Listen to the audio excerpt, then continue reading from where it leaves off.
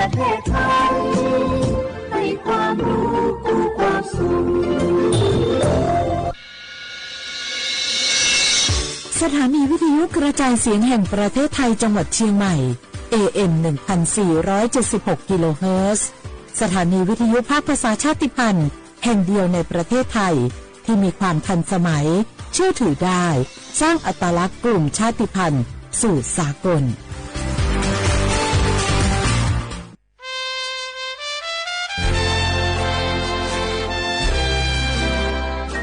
เกิดเป็นคนไทย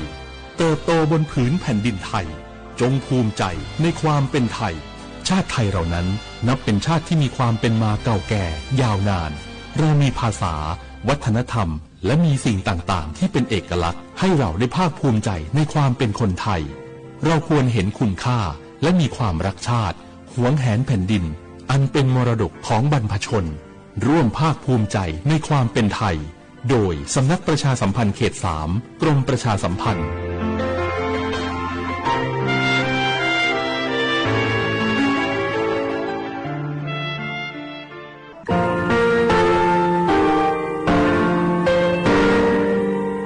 งาคือมีติปิเพกาวิเชลงาคือติยาติชูเลติเลเพกาวิมาเฮยาค่างาคือชอยาออตุคโลกาติเชเวอโครคาติผา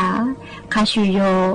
อาชูโยวิโยกาคาเดติเลอติเกกาพุติลาวิทัปปาตองาคือชอยาอาสติกาวิโยงาคือออตุคโลอโครคากาติเชเวอูเวอีเวมาโกติยาลิเลทอกาอายีอูเวคาช่วยเพบิโยอลักวงงาคืออตุคโลอโคคากาติยายามาเตียลาบิลโกงาคือชอยาทอกาอาสตินากาวิคาชูงาคือมีติปิเพกาวิเชลงาคือติมูติสุติเพเลอ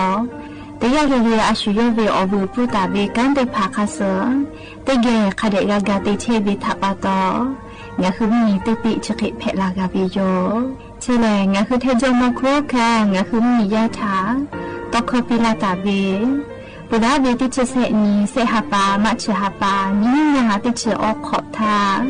เมื่อวิทยาลัยวิชาการศึกษาประสานมิตรกเวออคโลจากเกรธาเทจมโครคางาคือมียาถาปิยาลาตาเวตอคติพายโย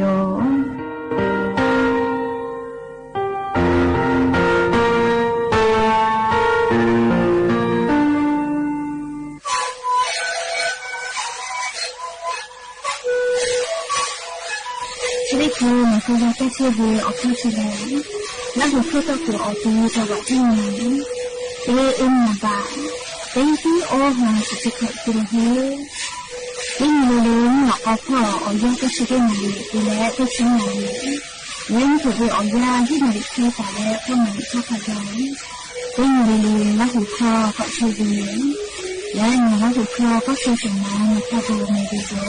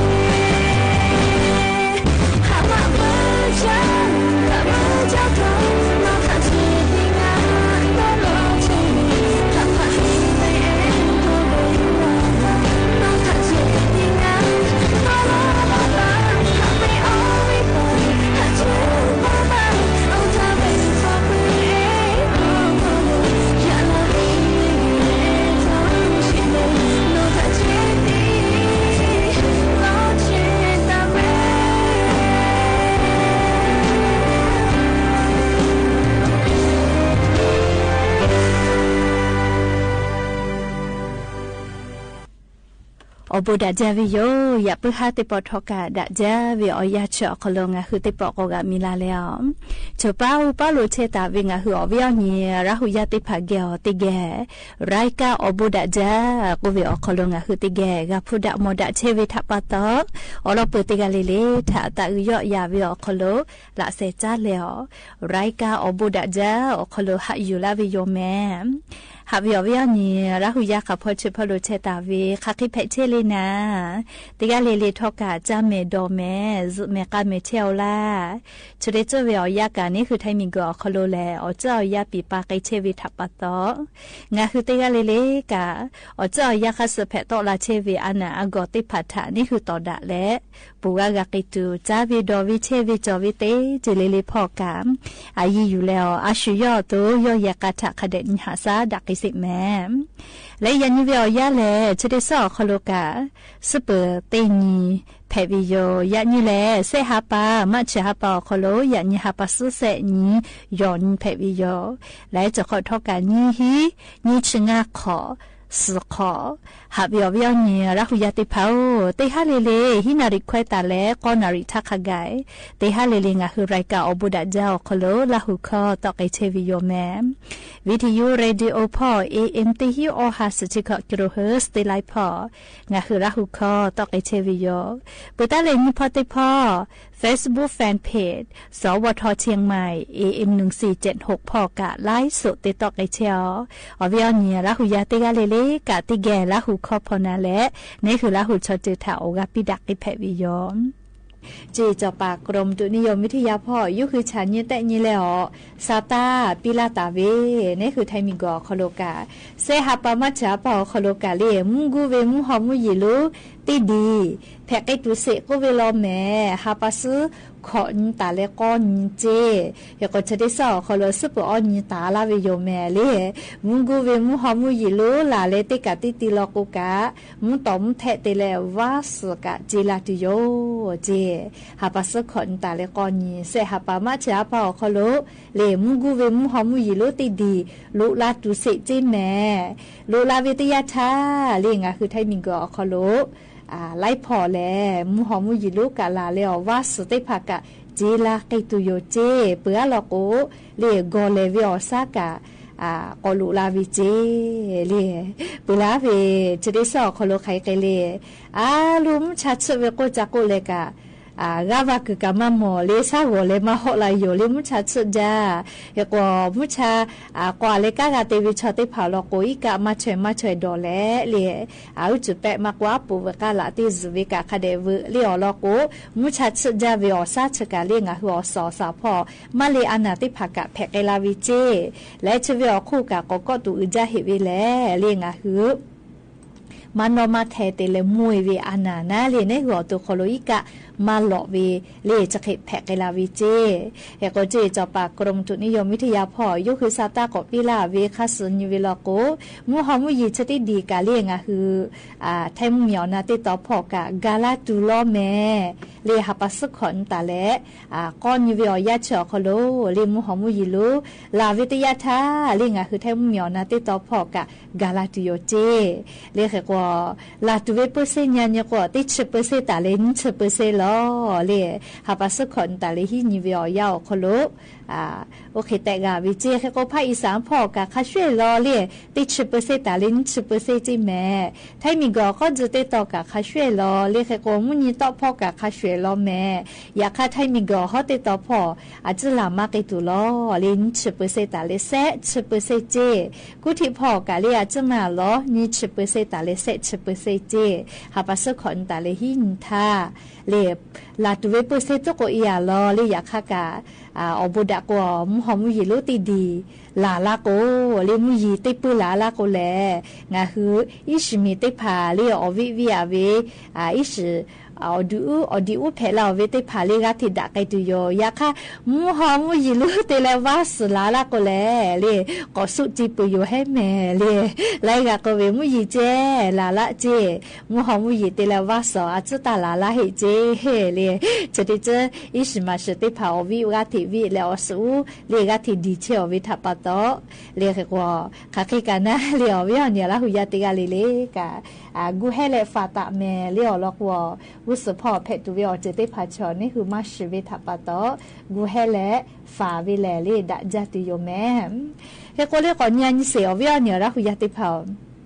นะคือไทมีกอคอโลกะโปทุมชัดเสลฮอวิอซาไขเกเลไขเกเลเสชื่อฮีตาเลออดองศาขไกเกาลอเมลิเทมหมอนาติตอพอกะฮอวิอซาจะขอป้าจีจะปากกรมตุนิยมวิทยาพ่อซาตาปิลาวิแลออดองศาขไกตะกาตุโยเจฮอวิอซาอะโลฮอวิโกงาจะดอมาตอโกมาอามาเตเลโกโกงาคือเคลีอานามาดาวิเลอุกูนาวิไมเกรนอานาจอวิชอติพาชอฮอวิอยาเลมุชัดเสเลฮอจาละกูกูกาทินาเวก็มาเวียเนี่ยละหุยาติเผาเพบจาเลฮอวิอซาก็ทุเพบจาเลยาคากะปูมากาเลเคกงาคือติกาลิลิกาออตุคาเดกันยะซาวิโยยกอนยิเวตยาทายะญะปัสสุเสญอคโลเลศูนย์อุตุนิยมวิทยาภาคเหนือพ่อนะเลอลอซาตาติผาปิลาเวยันยิเวียยาเลงาคือแทงเหมียวนาติตอพ่อฮอวิอซาเดค่ะพ่อขมาตะวิเลก็เลจีให้พ่ออลอเนี่ยหาเลจังว่าจีให้พ่อเซชุขอเจเมฮอซอเซชฮีเจจีใหม่เซชกอผายาวเซชกอจังหวัดน่านเซชฮีลำพูนเซชกอจังหวัดลาปาออชและจังหวัดแพร่เซชกอเจยันนี้ฮับปัสเซญอโคโลฮอวิอซาตามันจะวินาบัติชอลาปาโลเมลีลาปาพอชัวแกฮอจาโลเมตาวาวิอยามุชัดเชเลฮอวิอซาออชองศาขไกตะกาวิเจลาปาพอเลยอยากยฮอจากตุยจีใหม่เราก็เซชกอนะเลยจีให้อาจจะแค่เลยเซชกอเจเลยก็จะกายนี้ศูนย์อุตุนิยมวิทยาภาคเหนือพ่อเลยยกคือฉันนี่แต่นี่แหละฮอวิอซางาคือแทงเหมียวนาติต่อพ่อเลยฉเป้าป้าโลคาเคมาแผเวอลอซาตาปิลาตาเวอยู่เวลาแลงาคืออวิอเนี่ยละหุยติพัทธาเลยอลอซาตาติพาจะขอป้าแลเลยมามูวิดะจากก็มาวิอเนี่ยละหุยติพางาเจอแฮกคอเรียงาเวแฮกคอกาจันยานิวิชาอะโลมามูวิดะจาเมลีจะขอเป้าโนฮูแฮกคอไขกันเลยจะขอเป้ามามูวิดะแม่เรียกกว่ามามูสกาอพุดานาไขนาตุโกเดซาตากาลนาติยอมเฮกว่าซาตาชติลอถานิเวลโกเลงาคือไทมิกอคโลเวมามูชิเมเลเกาหลีเมียวคโลโกอเมบูจาจิเมียวเวียเนี่ยละหุยติพางาคือไทมิกอเวมามูสชอเชจอเวจกมาเมเวเลช่วยเตลฮอเฮกเวช่อเวเจติกามาเฮเลช่วยเตลอปิกาฮอเวเลสาลุเลกามะม่วงน้ำดอกไม้ก็เวตยาเลอซอซากาเตลเลเมงงอจอวิเมจักกะจาเมจาเลเฮก็ชติคือเวียยังคือไทมิกอคโลเวมามุชเลเลเกาหลีเมียวคโลยูลุยเวนะฮอลุยเวนบะเตเพวิจิแม่เลเกาหลีมีชอเลงาคือไทเมียวเวมามุสวูมาจาเจเฮก็ชุมเมียวกามามุสงาคือไทเมียวเวหะเวลาก็แลจะเขาเป้ามามุสกาอพูจอกไกตุโยให้แม่เลเฮก็นิเวตยาทาเลจะเขาเป้ามามูวิกาวิจาแม่เฮก็คาเดหาซาเลมามุสปมือแปมาโนมามากาจาตัวอสคาเดดะแลอพูดะดะกาฮอเวลอกงาหือมือจาวาจาเทวิชอติเผาปูกาฮาเลกุดอลอกุจอวิโยแม่เลญาณิเวตยาทามุกามัวก็มาเลมามุสเลมุกามัวปาเลชติขอมาเนาะเหนะเลอเจ้ายาคาสเนาะเวมามุสลอโกยาคณะชจุเลนะชบ่เลเนาะเวลาโกคาถากะเนาะเวเลชิบิชอมามุสมาโกลายาสามาสกาเลนะชบ่โกนะชบ่เนาะเวกะจอเวทัปตอนะเลยาคาเจ้ายาคาสเนาะเวเคเลอเชมาจอจิแม่เลมามุสกะเลก็จะเขาเป้ามามูวิดะจาแม่เลงาหัวเวียนี่ละหุยาเฮคอไขกะเลโนกะอวิดะเลยจิมายงาเฮคอลอโกเลมามูเจอะจะจอเวอะโลวิดะจาลิออสกะคามาโนตุโกมาสนะเลเฮก็มามูมีเตียเวชอติภากะฮาเลคือดอลอคือจอลาแม่เลจะเขาเป้ามามูสอพุดะเวลอกงาคือมามูสกะกอโนจาละโกเลฟุกุปิคอคาเจลุลามาติโย เล่งอ่ะคือเตจ้ามือจ้าเวกาเตขอโกเตจือแม่เล่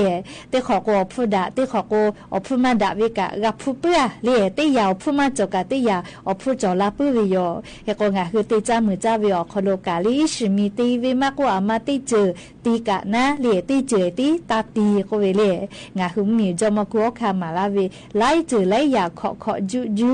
ติติเจโอเคเตโกเตยาวพูมาจกะเตยาวพูจอเลฮอกาวิโลโกเลงาคือมือจ้าวาจากอคโลกาเชกาวิเจเฮกว่าจะได้คือเล่งาคือซาตาพอนิวิโลโกกาเกาหลีมีกะนาลีไลมีโยก็มางาคือแทงมีเวมามุสเมจากเวเวเนี่ยเราอยากติเผางากาคาวิโยเลียงาคือแทงมีเวมามุสเมจาปุระทางามริกามีขอติปอไกทากะเลียนัวอเมริกามีเวมามุสกะจ้าโยเลียแม่แรงอะคือไทยมิงเกอเคเล่เลี้ยอเชมาจอลก็มาเลี้ยมามุสเลี้ยอเชมาจอลเลี้ยก็แต่ละให้ป๋องมีโอกาสที่ปอกแก้วเลี้ยมามุสกะจ้าอยากฆ่าแม่วิพ่อกว่าแล้วก็เชกว่าแล้วก็อะคือไทยมีเคเล่มาแม่เลี้ยแล้วก็จะขอวิอยาเลี้ยอะคือไทยมิงเกอคโลกามามุสนะเลี้ยชุมมีคโลกาฮอตอยตุเวดอลตาวิแลเลี้ยอ๋อฮิสหาติชุขอลาเคฮอตอยกาตัวโปนะเล่ดอลลาร์วิจิเคมาฮอกาตัวโปเล่เฮก็จะได้คือนาบาเตติมีเล่งะคือเทมมีเวมามุสวมาจาวิมีแลเกาหลีใต้มีเจเล่จะขอพ่อเรียนขวาแก้วมาวิจิแม่เล่คเตเปือกนาบานี่มาเลเซียมีเล่นาบาเซญี่ปุ่นมีเล่นาบาออเวียดนามมีนาบางาลาวมีเจเล่งะคืออาซามีอคโลมามุสเลียงคือไทยมีเวหาวูมาจาเวเกาหลีใต้มีนาบะเตโลแม่ลิชกางาคือเวียเนี่ยละหุยามือจ้าวาจาเชวิชอติภาทอกาลิดอลคือจอเลฮาเลกูเลซาตาติภาชุมมีอคโลมามุสฮอตเอกาเวอลอกะอยู่เวลาแลเลียงคือละหุยาติภาทะเกามาลาวิโยแม่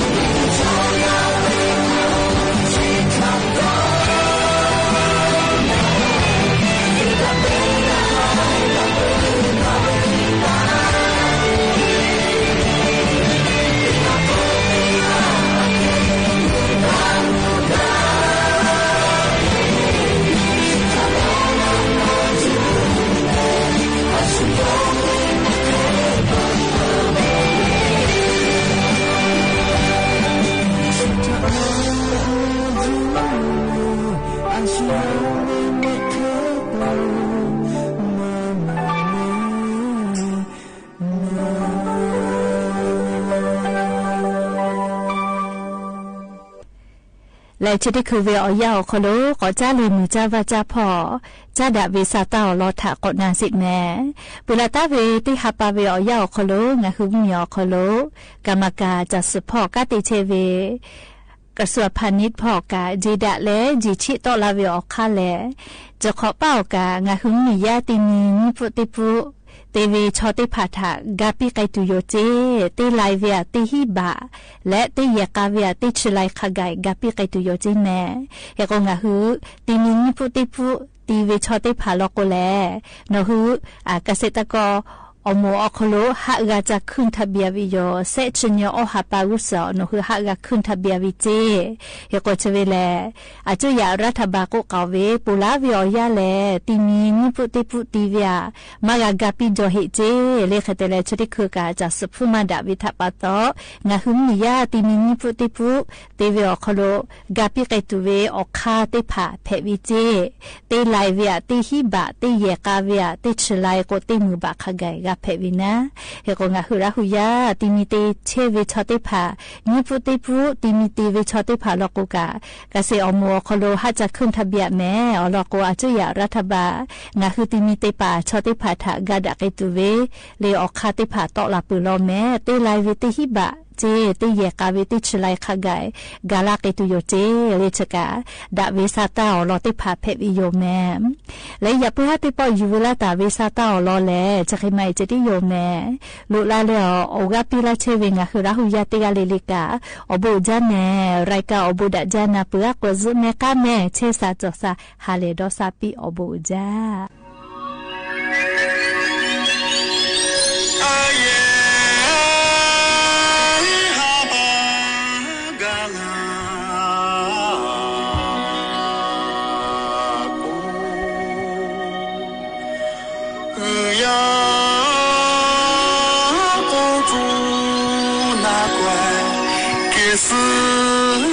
是么哈喽？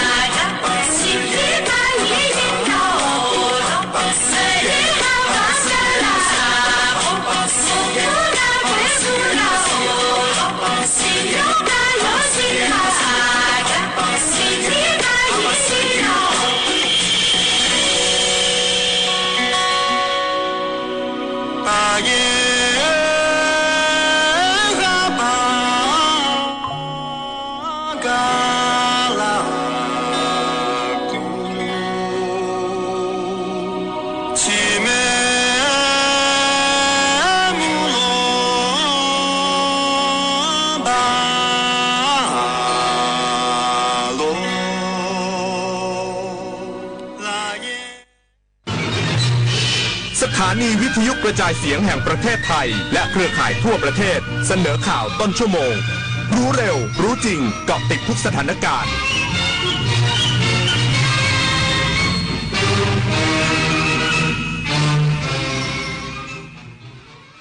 รับฟังข่าวต้นชั่วโมง 21 นาฬิกากับผมบุญมาศรีมาศครับ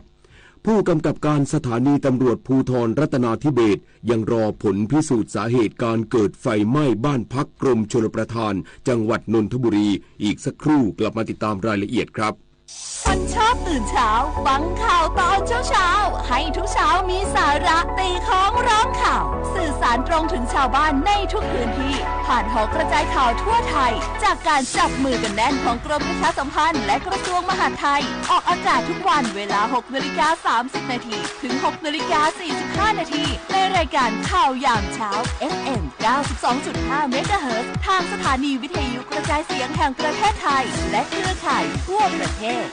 วันจันทร์สีส้มอังคารสีแดงพุธสีส้มพฤหัสสีแดงศุกร์สีส้มส้มเริ่มส่งผลต่อสุขภาพแดงมีผลต่อสุขภาพปอดเราไม่ปลอดภัยแล้วหายใจ1วันเทียบเท่ากับการสูบบุหรี่4 มวนเพิ่มความเสี่ยงมะเร็งปอด 1.4 เท่างดเผางดจุดธูปหมั่นเช็คสภาพรถเพื่อลดควันและไม่ลืมสวมหน้ากากอนามัยป้องกันฝุ่นก่อนออกจากบ้านเช็คค่าฝุ่นที่ Air4 Thai แอปพลิเคชันกรมควบคุมมลพิษคุณรู้สึกถึงมันหรือเปล่ามันอยู่รอบตัวเราแต่เรามองไม่เห็นมันแทรกซึมเข้าสู่ร่างกายของเราอย่างง่ายดายมันคือนาโนพลาสติกอนุภาคจากการแตกสลายของพลาสติกขนาดเล็กกว่าเส้นผม 100,000 เท่าที่ปนเปื้อนอยู่ในระบบนิเวศส่งผลต่อการเจริญเติบโตระบบสืบพันธุ์และอวัยวะสำคัญอื่นๆร่วมลดการใช้พลาสติกในชีวิตประจำวันเพื่อลดมลภาวะนาโนพลาสติกกันนะคะมหานครแห่งอาหารและบริการหาล้านสู่ตลาดโลกซอฟต์พาวเวอร์ด้านอาหารปลากุเลาเค็มตากใบนราธิวาสไก่เบตงยะลาปูทะเลปัตตานีโคพันธุ์พื้นเมืองและแพะวัตถุดิบชั้นเยี่ยมของท้องถิ่นได้รับมาตรฐานอาหารสากลและอาหารหาล้านผลักดันให้เป็นพื้นที่มั่นคงทางอาหารสร้างเศรษฐกิจชุมชนเพื่อยกระดับคุณภาพชีวิตภายใต้ระเบียงเศรษฐกิจหาล้านจังหวัดชายแดนภาคใต้ผู้กำกับการสถานีตำรวจภูธรรัตนาธิเบศร์ยังรอผลพิสูจน์สาเหตุการเกิดไฟไหม้บ้านพักกรมชลประทานจังหวัดนนทบุรีและยังไม่พบร่องรอยเงิน10 ล้านบาทที่มีการอ้างว่าหายไปจากบ้านพักพันตำรวจเอกพิสุทธิ์จันทรสุวรรณผู้กำกับการสถานีตำรวจภูธรรัตนาธิเบศร์ประชุมติดตามความคืบหน้าคดีไฟไหม้บ้านพักภายในกรมชลประทานจังหวัดนนทบุรีเมื่อวันที่23 กุมภาพันธ์ที่ผ่านมาซึ่งผู้ที่อาศัยในบ้านหลังดังกล่าวอ้างว่าเงินสด10 ล้านบาทภายในบ้านหายไป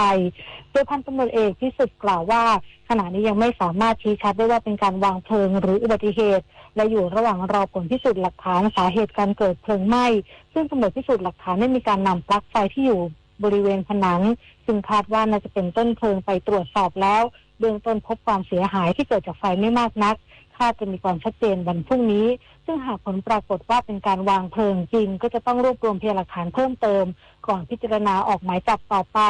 ส่วนประเด็นเงิน10 ล้านบาทที่หายไปจากการตรวจสอบที่เกิดเหตุอย่างละเอียดสามารถยืนยันได้ว่าไม่พบร่องรอยของเงินทั้งนี้หากผลปรากฏว่าเงิน10 ล้านบาทไม่มีอยู่จริงก็จะต้องดำเนินคดีฐานแจ้งความเท็จจุฑามารักษาพันธ์รายงานตำรวจภูธรแม่ทาจังหวัดลำพูนจับกุมผู้ต้องหา2 รายพร้อมของกลางยาเสพติดเกือบ 100,000 เม็ดนายปรีชาสมชัยปลัดจังหวัดลำพูนพร้อมด้วยพลตำรวจตรีบุญยวัฒน์เกิดกรรมผู้บังคับการตำรวจภูธรจังหวัดลำพูนและภาคส่วนที่เกี่ยวข้องร่วมแถลงข่าวการจับกุมผู้ต้องหาจำนวน2 รายคือนายทัชพลอายุ42 ปีและนางสาววิมลศิริอายุ25 ปีพบเป็นขบวนการลำเลียงยาเสพติดจากหมู่บ้านห้วยลึกอำเภอเชียงดาวจังหวัดเชียงใหม่ไปส่งในเขตพื้นที่จังหวัดปทุมธานี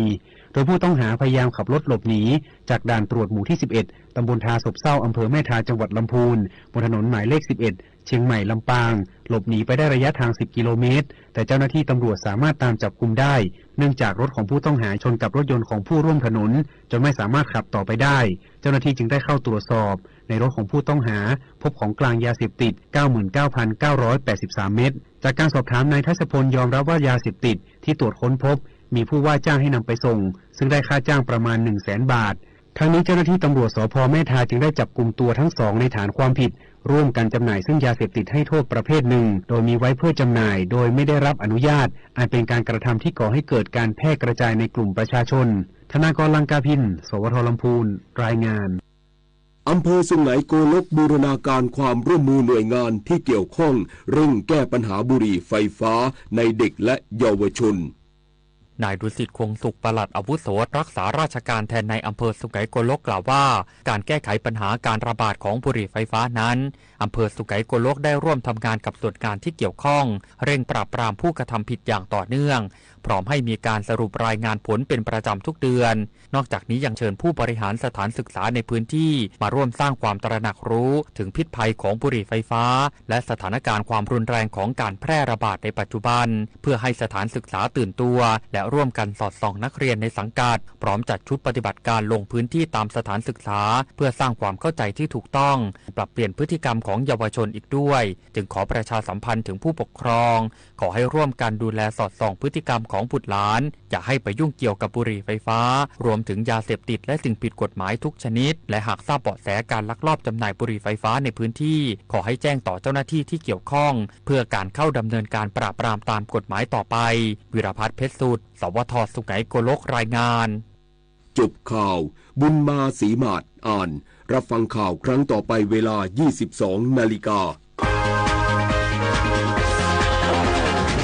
ติดตามข่าวที่นำเสนอไปแล้วได้ที่ www.thainews.prd.go.th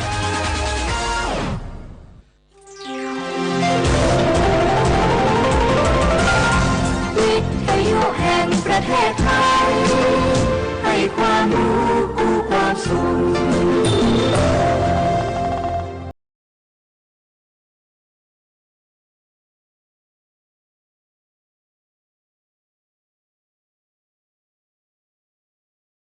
ความรู้และความบันเทิงวิทยุแห่งประเทศไทยให้ความรู้กู้ความสุข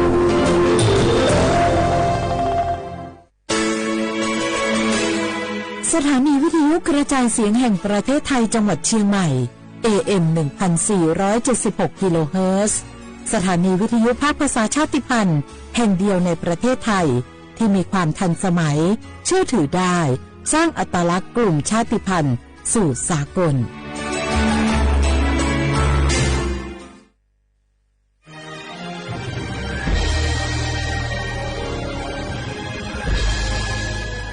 เกิดเป็นคนไทยเติบโตบนผืนแผ่นดินไทยจงภูมิใจในความเป็นไทยชาติไทยเรานั้นนับเป็นชาติที่มีความเป็นมาเก่าแก่ยาวนานเรามีภาษา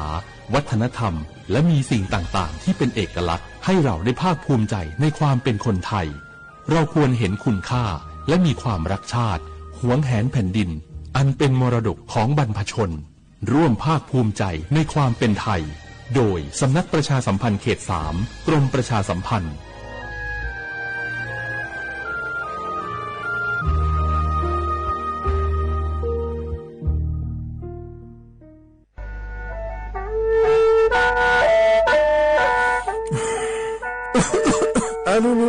Jose hala PM 2.5 gam power la somia umati poi mamanga sa ga ma do chune pe la somia ngame ho ko wa du na yo ko na lu ko lo ya sa me ya mu jo sa do pho ko do le do de ga papa phyon ko do le ho tho yo on papa phyon ko ni do le tho lo mai aduma ga ko ho ko adulwa de na phanga PM 2.5 ga ko na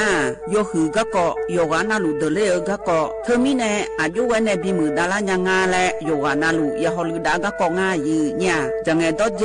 ถ้าคือลอยยืนอยู่ยูฮันเนสลาดาข่าวเฮว่าอยู่ผู้ลาโลอดัวบ่ผู้ลาโลเฮจีเฮจีมีจามาคืนนี้ลาลือเนมาลาลือจีน่าเดินนะคนนี้มีฉันได้มือพาลาคือเนดาวยืนอยู่น่าบ่ชมีจาไงมาบีดูลานียาฮอลือดางายืนอยู่บ่ชมีจาดูฮอร์โมนาอาชอเจ้าหน้าที่ตัวปาฮอลือดาดึงอาข้อมาดอจาบีลอยยืนอยู่น่าโยวานาลูชอบ บ้าแน่อาบอยากขดังยืเนี่ยบ่ชมบีเจียวแน่สาจะแลอยู่หาสู้อ้อเธอโดมาอ้อมแพ้ยอนาลูอาลาเจ้าที่เขาเลยกูเนี่ยยอฮานะอดัมเบดามือดาลาเนี่ยยอนาลูสาก็พอปะมือดาลาญาพายอดีมาไทยช่วงหายอนาลูห่ออาชอมีหอนช่วงหาโดเดกาลาเดอสายอมือวออัญญาพายยอลอบิโลและยอนาลูตะกอลวยยาฮอลืดางายีเนียวเฮกันนิยอนดอกบดาบ้านแน่สำนักประชาสัมพันธ์เขต3กรมประชาสัมพันธ์พอปาแน่จักานเนงา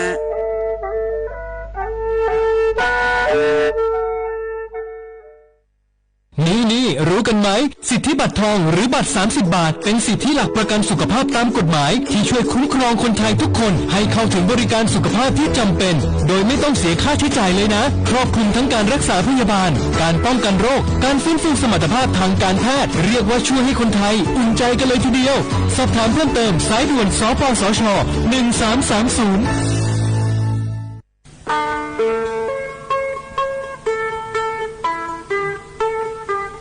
จังหวัดเชียงใหม่พอปานเน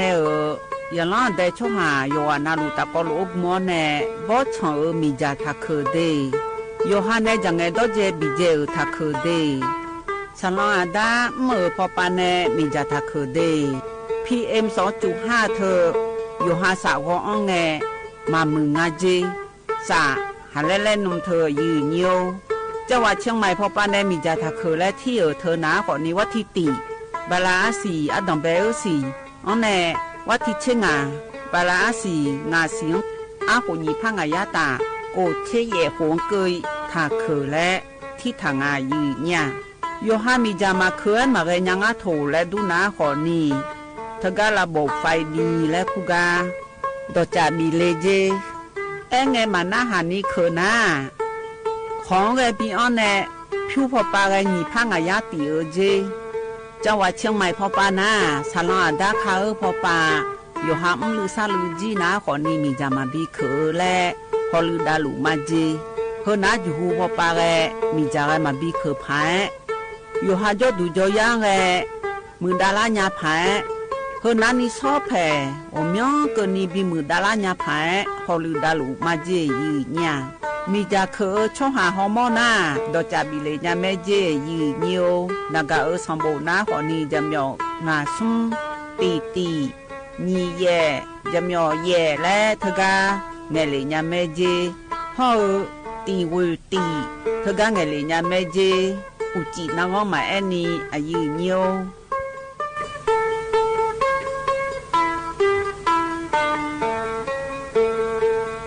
ข้าชอชอเป็น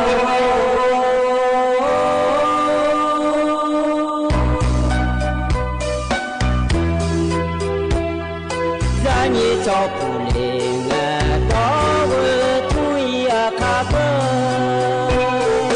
รานีจะมอเลี้ยงต่อเวชอยอาคาเบชอพามาสิจอชาโล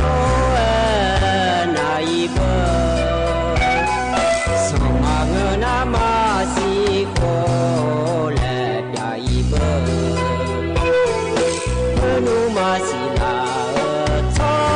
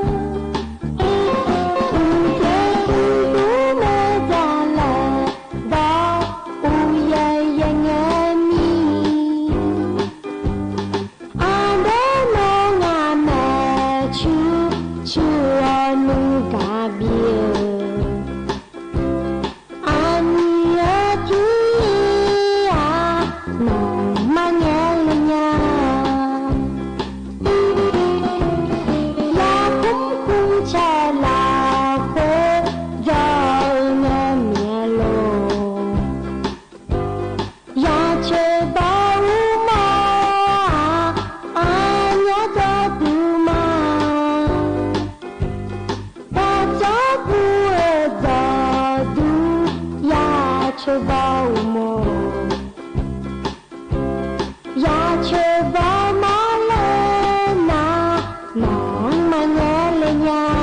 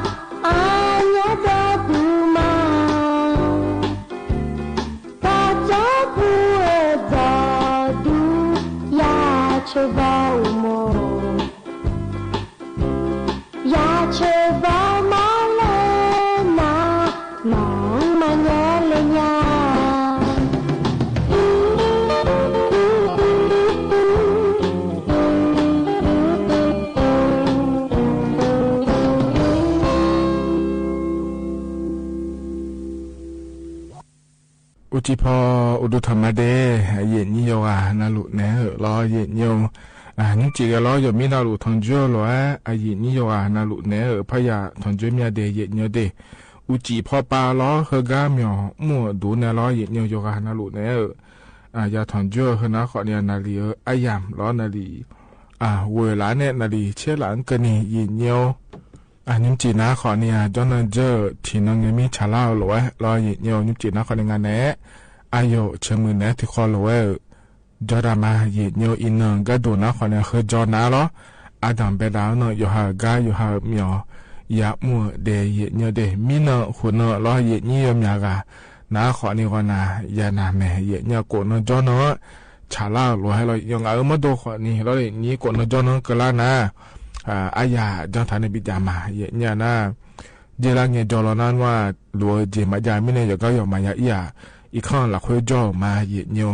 แต่ก็เยอะใช้ชอเชี่ยพอไปในจักรเอกาลัวรอเยเนียวแห่เฮกาบาลานซ์ในระดับไปก็ดูนะคนเนี่ยเดือดไทยมีขอนะจลายามะตัวเลเมเดและเมเนยนี้ทำไม่ได้หรอยอมยากานะขอนี่เยอะช้าๆรอเยเนียวอารุตกาเงาจอดูเราเฮกามอย่างองค์ตัวเราคุยจอลุมาขอเนี่ยร้อยเย็นยมโอ้เงี้ยอยู่นะเงี้ยดูแลเนี่ยกันมันก็ดูเย็นเนี่ยจะใส่จะช้าไม่ได้มาเสียร้อยเนี่ยที่ไม่เนี่ยหรอมาพักกันเลยเมียแล้วเราจะละเงี้ยกดนั่งนะเย็นเนี่ยถ้าก็มีองค์ดูอินเนี่ยหรอแล้วคุ้งอะไรนี่จะเจละเจเถอะหรอเยอะละอีมาเยอะละอีนะขอนี่ให้อินนะว่าสิเชื่อเจลังเงินน้องหอปะร้อยเย็นยมน้องหอปะขอเนี่ยเดมอย่างละแม่ร้อยนุ่งจีอยู่แม่มานี่นะอยู่ดูเราคนเรานั่นว่ายาแม่ขอเนี่ยแต่ก็หลายเงี้ยปะร้อยเย็นยมอยู่หันนี่ดูโลเฮ้ยมัวดูหัวใจดูโลแล้วเธอก็เธอเดินขอเนี่ยโหลไม่แน่ร้อยเย็นยมที่ไม่แน่เยอะเนี่ยเดมอย่างทำมาที่อาหน้าล้อหัวเราเมื่อเราคุยจ่อน้าขอเนี่ยร้อยเย็นยมอินยุ่งเบอร์แล้วขั้วเธอขอเนี่ยอัพเผื่อเธอนั้นมาเผื่อล้อนั่นมีจะเผื่อขอเนี่ยเท่านั้นมาเจียเนี่ยเราที่อันนั้นขอเนี่ยอยู่หาเพื่อจิเลเดียเนี่ยนะขอเนี่ยเยอะถาขอยอมือไม่ได้เนี่ยเดียที่อันนั้นขอเนี่ยแล้วเราอยู่สาของี้แล้วจนแทนเนี่ยทั่ว จอมาแล้วเหมือนกันนะคนนี้ยุ่งเบอร์พัดลมไอ้น้ำในขั้วขวานี้จังเราเฮือพัดลมอุดุเลแม่เย่เนี่ยหรอน่าอีจุในโลแล้วรอน้ำแข็งในโลแล้วจีอยู่มาเย่เนียวเฮือขวาเนี่ยยุ่มยะรออย่างเงี้ยขวาเนี่ยยุ่ม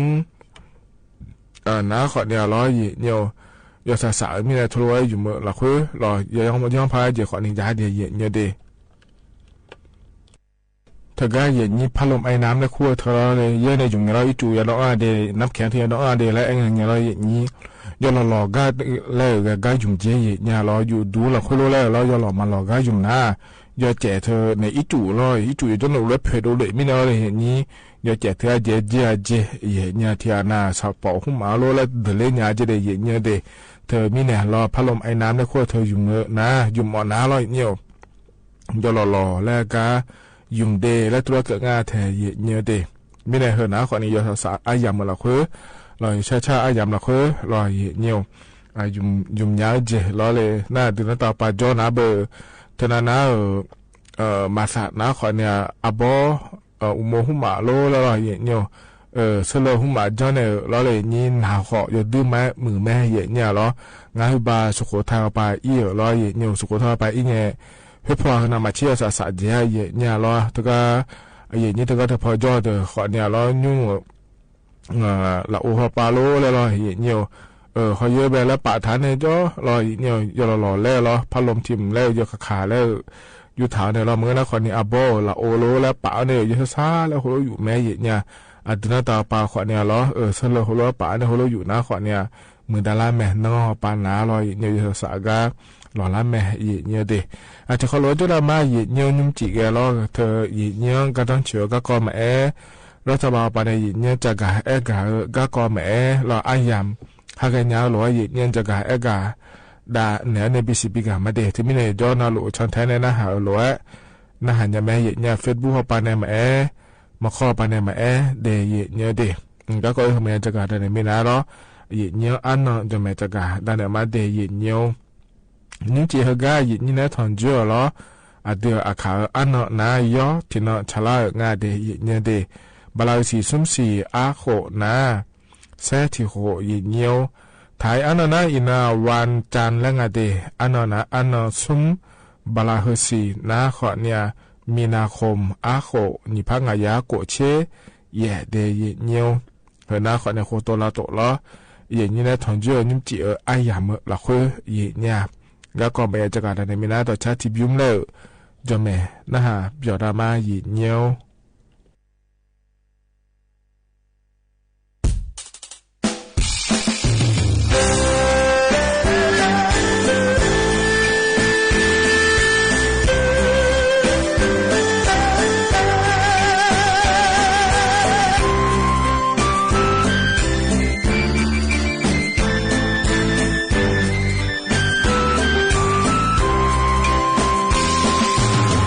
छोटी खेले ऊंचे जो जीवे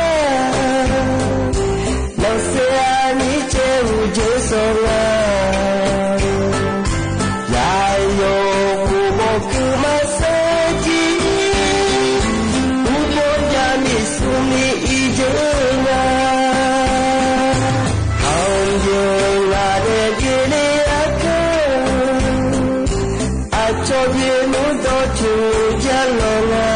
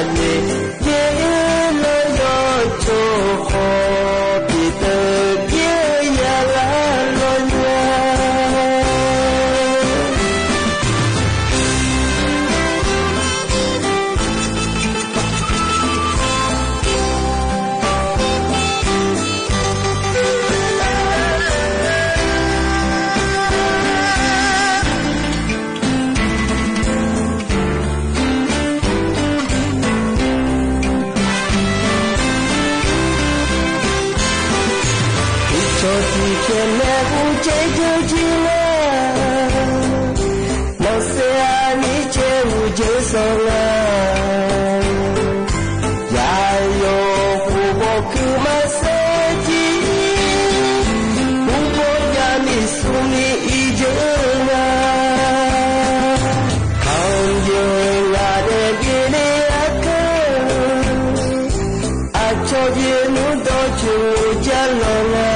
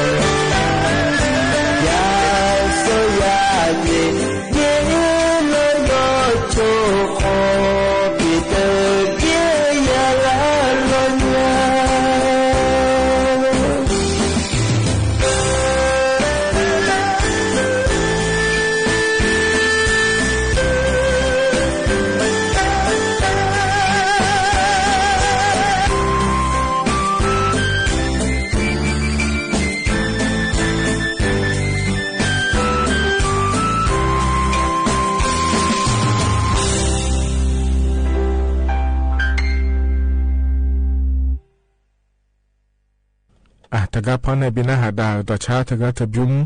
ยกหานาลูเวอย่านาหาเบียวดูเดยเนียวเดจนอปาล้อเนี่ยนาหาเล่ายกหานาลูเวอุดุธรรมะเดยเนียวเดมาข้อปะเดนาหามา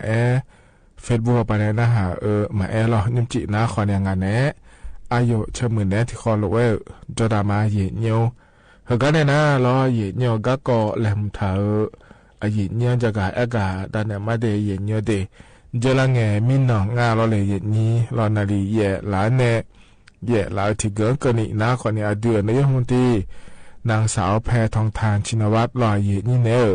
มาข้อปะทีวีปะถนจเนเย่นี่ได้เงโฉแม่เดเย่นี่เลยก็โอกาสไทยกับนายกแพทองทานและขั้วอายามหลักขั้วเดเย่เนี่ยเดก็ยังจะกะเอกะก็ดูนาขอนี่ทกาเนี่ยเดือดไทยมีเขาเราจะขอต่อปะอาจจะดูว่าก็ดูง่าแล้วงานเทียนเศรษฐกิจในกุ้งอ่ะเหรอเดือดไทยมีเขาเราคุยว่าจะรังเงี้ยเหรอทกาเธอพอเรานานว่าชด GDP แล้วกุ้งว่าแต่เราจะขอต่อปะอันนั้น$10,000ก็ดูง่าเลยแล้วเขาก็ดูนะขอเนี่ย GDP แล้วคู่ปะในขอเนี้ยเนี่ยเราเจลังเงี้ยขอเนี่ยจะดูไม้$10,000ไม่ได้แล้วตัวเกิดงานแทยเนี่ยเราหน้าอายุเขาว่าอยู่แล้วที่นักเขาก็ดูอันนี้ในบิดาเลียพังงานจะชด GDP แล้วคู่ทลายเนี่ย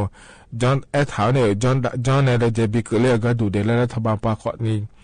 เราจะไม่ได้เนี่ยเดน่ารัฐบาลปาก็ดูขอนี้เราเนี่ยเดือดไทยมีเขาเนี่ยย่อช่วยหาแม่ชอบมีเขาในร้านเนี่ยเดือดไทยมีเขาเราเนี่ยยังมีอาชีพยุ่งแล้วก็ดูโลพิวมียุ่งแล้วก็ดูโลชอบการลงทุนแล้วคงว่าเถียเนี่ยหรอบริษัทมาบิพังลาก็ดูโลเลยเจดูลุแม่เนี่ยเจลังเงขอเนี่ยเนี่ยก็เจลังเงเดงรัฐบาลปานเลยเจเนี่ยจังเราอยู่ดูไม่เหมือนดาราอาจีชอบบริษัทมาก็เดือดไทยมีขอเราคุยแล้วพังลาเนี่ยชดาก็ยุ่งแล้วเราเนี่ยเชื่อขอเราคุยก็เจลังเงมือดูง่ายเดและธุรกิจง่ายแท้เนี่ย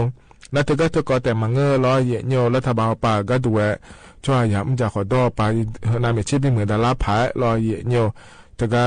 เหงาหมดเด้อก่อนเนี่ยสิจะก็แม่เนี่ยเนี่ยเราโลสบจ่อปลาขอนี่แล้ว แต่เชื่อก็แม่เนี่ยลองก็ดูโลแล้วก็แทนนายาเดือล้อคือแล้วนายมาก็ยังไม่เบอร์ล้อเยี่ยวที่ไม่ได้นายาเดือเขาเนี่ยคือแล้วเนี่ยก็ยาเนี่ยก็ดูดูจนยาก็ดูงานเลยแล้วล้ออย่าเชื่อก็แม่เนี่ยลองเนี่ยเลยเจดาลัวงาเดยเนี่ยเดน่าทกาเนี่ยอดีตถ่ายมีขอเราคุยได้ไม่นานนี่นะขอเนี่ยชอบเกษตรกรรมในคุ้งอะไรเนี่ยย้ำจะขอโดยล้อเยี่ยวเช็คเขาเสียลูกเขาหูหมางานในนี่ทกาเธอพอก็ดูเวลล้อเขานำมาเช็บีมือดาราญาเนี่ยก็ดูล้ออัพเพย์ดูมามือดาราญาผาล้อเลยนี่แล้วชาวบ้านขอนี่เลยเจนเนี่ยจังลูกมาเดแล้วทว่าจะกะเอกะไม่ได้เยเดี๋ยวที่ไม่ได้เราเห็นนะขอเนี่ยจะละเงินมินเนาะเราหนาลีเย่หลานเนี่ยละที่เกิดอายามตะกะเย่นี่เนี่ยเราเดี๋ยวนี้มันตีทนจุนเนี่ยเงี้ยชอโดเลเงี้ยโดเลเดเย่เนี่ยเดเขาว่าเย่นี่เนี่ยทนจุนเนี่ยเงี้ยชอบาลาที่เสียงที่ปอยาเดเย่เนี่ยตะกะอดัมเบลจงเย่นี่เนี่ยทนจุนไม่เดี๋ยวนี้มันตีน่ะเราแต่ไม่เนี่ยเราบาลอยู่สินะลูกเธอเนี่ยมุติถังจูกาจะแทนนะหันจะไม่ได้เยี่ยเนี่ยดีขณะอาดัมเบลก็เกาะรอเยี่ยเนี่ยนั่นสุดท้ายก็ได้ตัดเล่นนี้เราช่วงนั้นเกิดมาเราเลยเยี่ยนี่ถ้าก็ยุ่มเดี๋ยวถ่ายมีของเรายังมีอาการเนี่ยชอล่าชอบริษัทมาพลังงานเจแล้วรอเยี่ยเนี่ยจะกะเอกาดันเนี่ยมาดีเฮก็จะจะกะดันหลังเนี่ยขณะขอเนี่ยเฮก็เจอละเนี่ยแต่รอเยี่ยเนี่ยบาลาอาดัมเบลสิแต่เดียเนี่ยดีบริษัทเธอพอหลังล่าล้อเย่เนี่ยเดเย่พาเย่ยาตากูเชนี่งาเจเย่เนี่ยเนี่ยพอบริษัทเธอนะคนเนี่ยเจก็ดูงั้นเลยแล้วก็นะคนนี้โจหุ่มมาล้อเย่เนี่ยเธอก่อสร้างอาคารทั่วไปแล้วคงว่าเธอเย่เนี่ยรอฮอนเนี่ยล้อเย่เนี่ยจะโตก็ดูโลก็พอก็ดูล้อเธอเนี่ยขอจะดูหุ่มมาจังดูงานเนี่ยเย่เนี่ยชอร้านอาหารแล้วคั่วงาลอก็โดยเมียเนี่ยพอยามองอาจจะดีแล้วทัวเกิดงาเทเยเนี่ยอร่อยน้าพอปลาเขาในบริษัทพิเทลปลาแรกก็เนี่ยพอปลาหน้าเมียดึงอาจจะเนี่ยกูเมียจะก็พิเทลปลาทิพย์เมียแต่งอาดีแล้วทัวเกิดงาเทเยเนี่ยทีนี้เนี่ยเฮนะเขาเนี่ยเยสิลาก็ดูงานเลยแล้วก็น่าเศรษฐกิจแล้วคงอะไรเนี่ยจะขอดอปลามือดาล่างาเดบริษัทเมียนี่พังไล่ไม่เนี่ยเขาก็เขาในขอเนี่ยชดเชยเนี่ยงานเนี่ยเย่นี่ทั้งนี้เนี่ยเราอย่างเนี่ยที่เราขอก็ดูขอเนี่ยรัฐบาลไปแล้วจะดูมาเจเย่เนี่ยทั้งกันเนี่ยบริษัทอย่างเนี่ยบิพังลาก็ดูเราเดือดไทยมีของเราคือบิจังลาบิอุ้มลาเนี่ยเดือดไทยมีของเราคือพิวอย่างเนี่ยบิจุมลาก็ดูเดแล้วเราเนี่ยรัฐบาลไปแล้วเจเนี่ยจะลุกมาเดแล้วทุกอย่างจะกลายอากาศด้านหลังเนี่ยบิสิบิกาเลเดเย่เนี่ยเดอันนั้นทั้งกันจะล่างเนี่ยเราอย่างเนี่ย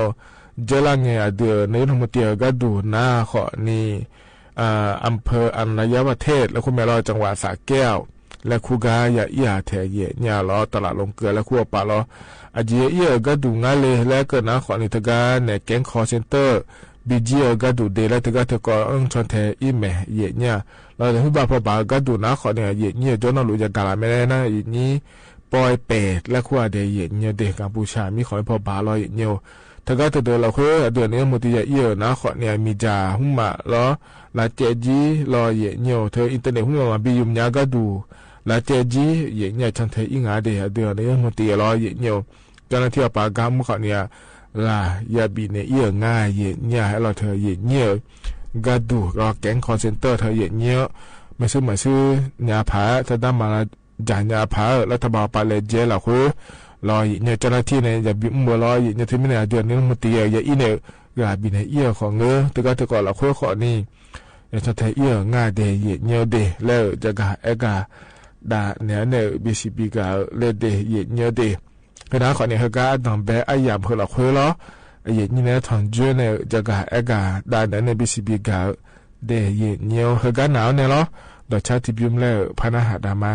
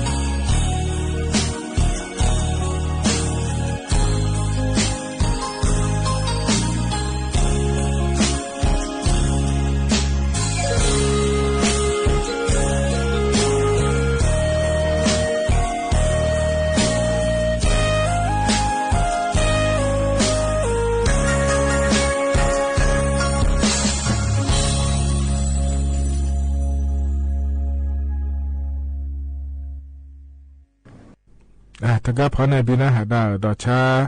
ถ้าก็เทบิมนาลอเยเนียวยานาหับโยดูโยอานาลูเวเดเยเนียวเดจนอปาลาเนี่ยนะหาลาโยอานาลูเวอุดุธรรมะเยเนียมาข้อปะเดนะหามาเฟซบุ๊กปาเนนะหามาเดเยเนียวเดนิ่มจีกที่ข้อรู้แล้วจดามาเยเนียวชื่ออันดับเบอายามละคนนะรอเยเนียวเธอเยเนียก็รัฐบาลพอปาเนรอเยเนียวมีก็ได้จะกะอากาศได้มาเดเยเนียวเดก็เล่มทางยาสีเยเนียวที่มีเรากันนะก็เล่มทางเฮจะกะอากาศได้มาเดเยเนียวเดเจลังเนี่ยรอเยเนียวรัฐบาลปาก็ดูนะคนนี้ตะกะเนี่ยอาชออุยกูและคู่งานเทียเนี่ยอาจจะรออย่างอุยกูหน้าคนนี้ละเบื่อมีคนเนี่ยงานเนี่ยหูบาลเดือดไทยมีคนละคือจะเหอละการอจะเหอละอย่างละคือบินเนี่ยยาเนี่ยรอน่าบินเนี่ยยาหน้าคนเนี่ยเดือดไทยมีคนแบบขอยาอ่างหายเนี่ยเชื่อโคเจลาหน้าคนเนี่ยเธอรัฐบาลป่าก็ดูนะรอเนี่ยละเบื่อมีคนสักคนในเรื่องอะไรเนี่ยเดน่าจะคนในเรื่องเราคือน้าขอเนี่ยรัฐบาลไปนิทการเนี่ยชาวอุยกูและกูงานเทียเนี่ยสมเชื่ออะไรเจเนี่ยเดคือใบข้างคนเนี่ยก็เลี้ยงงาโลยุ่งงาอยู่หมู่จะชาโดงาโลแล้วเราอย่าชนไทยเลี้ยงงาเนี่ยเราเจริญเนี่ยขอเนี่ยเดือนในยุทธมนตรีชนไทยไม่ดีก็เราคือน้าขอเนี่ยเราถึงก็อุยกูและคู่เธอเดินเราเนี่ยอีกข้างคนเนี่ยก็เลี้ยงจ้องงาโลอยู่หมู่จะชาโดเนี่ยจ้องหลุงาโลยุ่งงาแล้วขอเนี่ยอย่าชดแทงยมอย่าหอบป้าขอนี่อย่าน่าหาง่าเดยเนี่ยเดนั่นถ้าก็จะพอกะมุลเดินเนี่ยจะกะอากาศโดเหลือนะแล้วรัฐบาลป่าเดือดไทยมีข้อป่าก็ดูนะขอนี่ฮิบาพวงละเหมือนกันเนี่ยชดแทงเนี่ยเขาเลี้ยมาเดแล้วตัวก็ง่ายอยู่หานาลูเวลร้อยเยเนี่ยอยู่มือจะซาโดเราเคยอยู่หาเยนี่เนี่ยอยู่เล่นเนี่ยอย่าจ่อเลี้ยง่าเดแล้วตัวเกิดแม่ไทยเนี่ยเขาได้ที่หน้าเหรอที่หน้าเขาอยากจ่อเนี่ยหมอเนี่ยราซาลูกายาจอลูกาสิเดและตัวเกิดงานเทเนี่ยโรงพยาบาลและเกิดงานอยู่ที่บ้านเราอำเภอเจียนซือและงานเทเมื่อนะคาซือและคู่งานเดียเดี๋ยวก็จอเนี่ยมาดูลาซาลูงาเนี่ยเราที่มีในเฮือนนะขอเนี่ยไทยมีของเขาเนี่ยลาบูมีของอะไรจ้าเนี่ยชอเนี่ยเราก็เดือดไทยมีของเลยบินเนี่ยเท้าเนี่ยอุยกูแล้วก็เดือดร้อนเดือดร้อนเนี่ยถึงก็ระเบิดมีของยาสกุลเนี่ยอีกครั้งก็เนี่ยเธอบิจอสกุลเนี่ยเลี้ยงาเดยเนี่ยเดแล้วจะกะเอกาดาเนี่ยบิสิบิกาเลเดยเนี่ยเดคณะขอนี่ที่ก่อร้อยเนี่ยอันนั้นใจที่ก่อก็ดูเนี่ยยุ่มหกายามละคนนะร้อยเนี่ยจอลายามก็เลยแม่เดยเนี่ยเดถ้าก็อยู่ชาชอเชื่อพอไปเนี่ยจะกะเอกาดูเหลือหรือว่าร้อยเนี่ยอันนั้นนี่เชื่อจะรักเนี่ยสินเนี่ยเดือดไทยมีของเราคนน่าจอลายามตัวเลยแม่เดแล้วอยากจะกะเอกาแม่เนี่ยที่ไม่ได้ร้อยเนี่ยยนแม่กายชาชางาเดยเนี่ยเดฮกาเดือไทยมีของเราในละตาปาแม่อีสาปาแม่ไทยมีของในก้อนเชียปาแม่เราเนี่ยเชองศาแล้วก็งาเทเนี่ยก็เนี่ยเพลงงาเดแล้วก็เลยแนวงาเดแล้วเราเนี่ยที่ไม่ได้ดังเขาปาก็ดูน้าขอนี่นี่รอเธอเนี่ยอุชาหล่อร้อยก็อยากมาเดินน้าขอเนี่ยนาหล่อเดยเนี่ยเดยอยู่มาด้วยเสนียอาจจะมาเดินลาผายรอเนี่ยเธอในหลังเนี่ยปายาอีโดชาโจกายาโจนะขอนี่กันยานะเพ่ห้องร้อยเนี่ยลาบังยามะอุโคโคเดยเนี่ยเดวิญญาณชาพปานในจักรเอกาลอยเนี่ยฮกาในอินาอันซุมลอยเนี่ยอันอันงานก็นี่นะขอนี่ชาช่างอเดที่กันในสอนช่างอเดแล้วทุรจักรเอกาใช้สนิจงอเดเราเชี่ยวสาตัวแพจะยังงานเจเนี่ยนงเขาปะล้อเดี๋ยวไทยมีขนาดต่อไปล้ออันนั้นก็สี่แย่ล้อเนี่ยที่กันเอาเย่ที่จุเย่ยังงานเดจะเล่บอจะยังงานเดแล้วตัวจักรเอกาเดเนี่ยเย่ก็ดูนะคนเนี่ยเช่นนี้เช่บิมกันนี่ละแล้วเย่เลยเนี่ยงานเดแล้วงานแต่ก็อีสานปาคนนี้เงอล้อเนี่ยเดี๋ยวไทยมีขนาดก็เชียวปาคนนี้เงอล้ออันนั้นก็สี่แย่ล้อเนี่ยเช่นนี้เชฟยุกันนี่วิเยเลยเนี่ยยังไงเจถ่ายมีคนตัวนี้แล้วก็ยังไงแต่น้ำมาดูเหรอเปล่าน้ำมาดูเหรอเปล่าคนนี้งงเดยเนี่ยเดยอย่าใช้เจ้าเปล่าคนนี้ช่วงนั้นเกิดแล้วสมเชเนี่ยเชองศากันนี่ละแล้วยังไงเดยแล้วตัวจะกะเอกาไทยเนี่ยเราที่มีในช่วงนั้นเนี่ยท้าล้อ หล่อแล้วเนี่ยไปยัยโดนละมาเงี้ยนี่บึกขายุ่มอุโคเพ่งละบอยมอดุมเดยเยเดอบูเดแม่งเจรอเนี่ยทกาเนี่ยชอเมียพอเฮมาบีจอยก็ดูเลยมาบีปุจาก็ดูได้แล้วเฮ้ยยันแหล่เดยเนี่ยชอคิมการแดดแล้วคุ้งเอารอเยเนี่ยเฮ้ยมาแหล่นะรอเยเนี่ยอยู่หาบ้ามาหัวมือนี่ปีนี้เทยเนี่ยเดแล้วถ้าใส่ก็รอก็จะกับอากาศเดียวนะรวยเนี่ยพะอย่าโคยนี่อย่ากวนเลยเดี๋ยวจอเดี๋ยวแม่งเจรอแต่ก็กรมอนามัยปานจะเชื่อไงเนี่ยสมบูรณ์อย่ารอเนี่ยอย่าโคเชื่อเนี่ยช่วยหัวกันนี่รออย่าพิเล่รอมาดังแล้วมีนะไอ้ยามากลายมีนะอย่าพิเล่ยมอย่างเนี่ยอย่ามองอาเจเนี่ยเฮก็มีอย่างนี้ยกคนน่ะหลวอย่ามองแม่ไอ้คนเนี่ยเจริญเงี้ยโครอพามยาดาลางาเดแล้วตัวก็งาเทยเนี่ยรออาเจเนี่ยงาแล้วก็นักคนที่อานาอยู่สก็มาสิญญารอเนี่ยเธอสบู่จะดูคนแม่ไอ้คนที่อานาสัตว์ดอมิเนี่ยรอเนี่ยเธอเนี่ยจอถุงยาอนามัยแล้วคู่งานเราเลยอย่างนี้เธอขอนี่มาเยอะซ่าก็ดูโลแล้วเราเนี่ยน่าให้ชอบบ่ข้องไงนี่มาเราเช่เนี่ยชื่อหัวคนเนี่ยชอบบ่ล่าเราน่าชอบบ่ล่าในยัวแห่อีตั้งแต่เราไปได้ที่แห่เนี่ยชอน่าแล้วที่คนรู้ทนจุยซอยแล้วเราเนี่ยที่มีเนี่ยอยู่หาเขาเลยน้ำมาสิญญามีเนี่ยอย่าพิเลือกคนเนี่ยมีอาจ่อเนี่ยน่าอย่าบ่สรุปบิจงคนเนี่ยมีจ้องงานจะได้เนี่ยเด้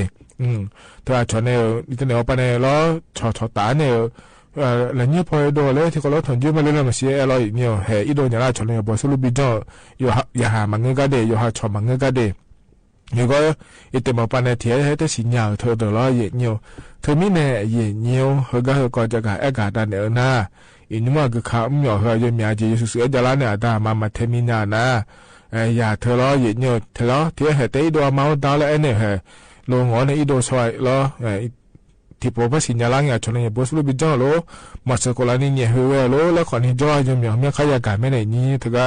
เธอบัวปานเนี่ยชอโลลายหุ่มมันเนี่ยชนเนี่ยเราเธอเนี่ยชอกายโดนเนี่ยบิวขาเลยแล้วคนที่จ่อเดียเนี่ยเดีย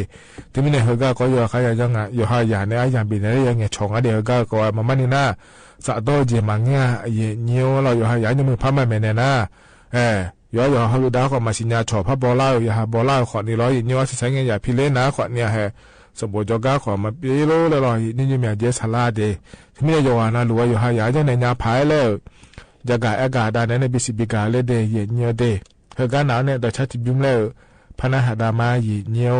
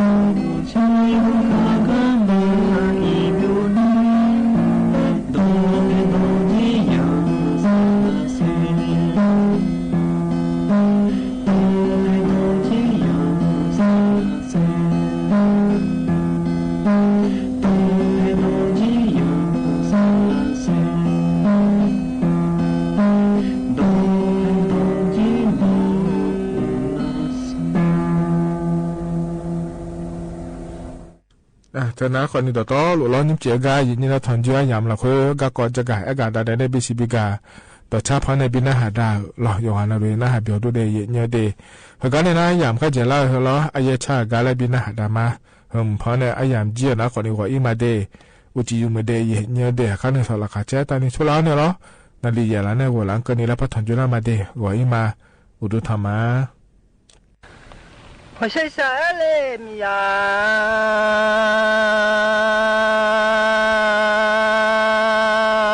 งา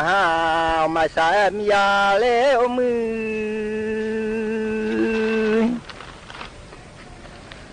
มุดสัจจินาเลญสอน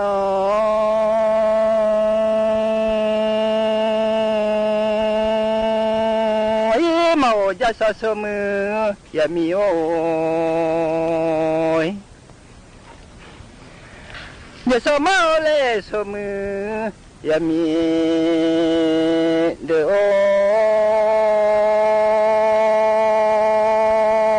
ยมันไม่มียาย่อชูบาเสไม่สวมาย่อมีโอยมือมีจะไม่โซมาโอบุตรสัจญาญุสัติโน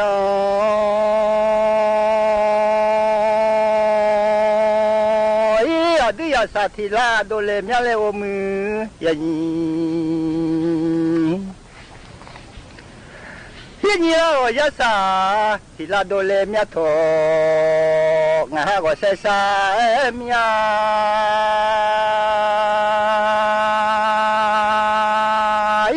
มือมีข้ามาที่บ่อยเพียงเยอะยาสาลาเลดง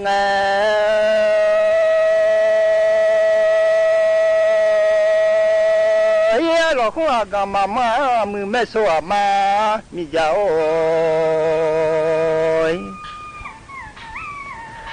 ลูกเจสิกะหามาอามายโลงาที่อายาอามายาสันนิขอยมาลามียายาดู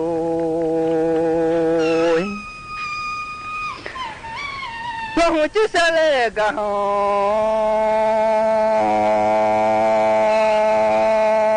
มาเฮ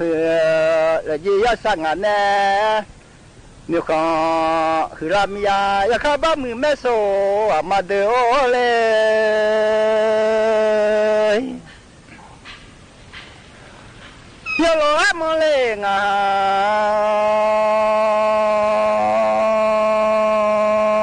ที่อายาอย่างนี้เราสักที่เราโลดง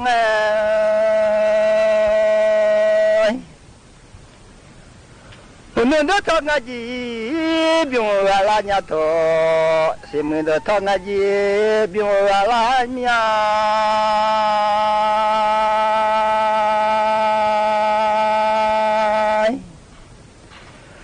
มีจามีชุเลโดทอ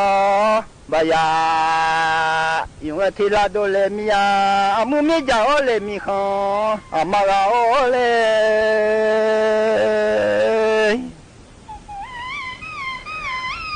จะเล่าที่น่าเล่นอยู่สอน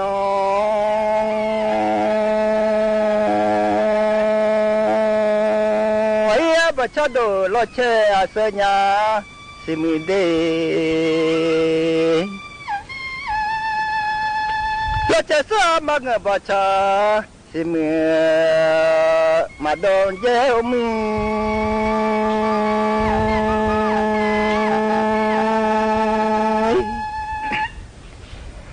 มีจามิชุเลโดทอบายายุลาดง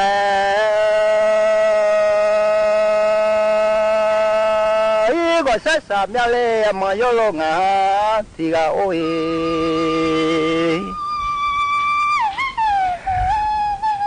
สมาโลมาบ่มเลจังงามาซาเลเชยายาดุยามิโอ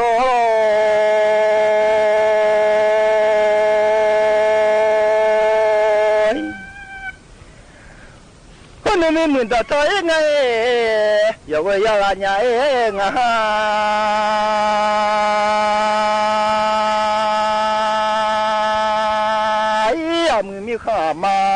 ติดโอ้ยมีจะมีช่วยตัวทะเลงช่วยบาลาญามาโยเลงที่ว่าใส่ใส่เมีย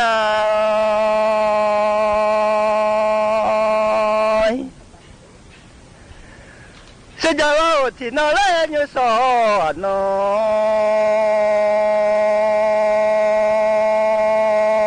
มีจะมาโอ้ไม่โซมาโอ้ยอว่าจำตาสละเลเฉลยใหญ่มือ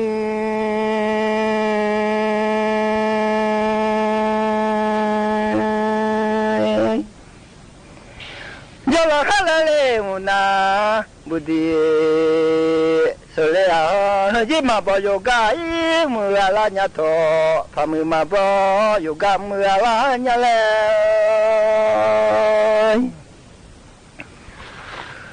มือเลยมาบอนดอเทอลาโดเลอาญาชอบมือโอเลมีของอามาเดโอ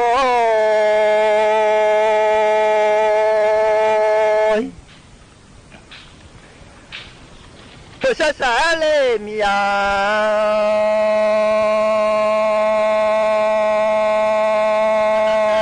สยาวเนื้อสัตว์ที่น่าวิ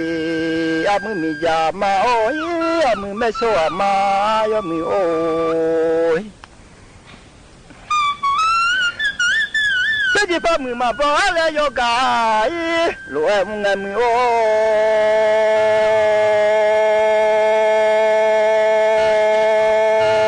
ยมีรถที่ก็ต้องเลยยามือ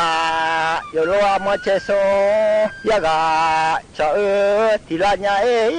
สัจจานุสัตย์นมุดดีเจ้าบัดที่มาเลยต้องเลยยาเจ้าก็บัดเชโซเลยยาคอยข้าอะไรมีอา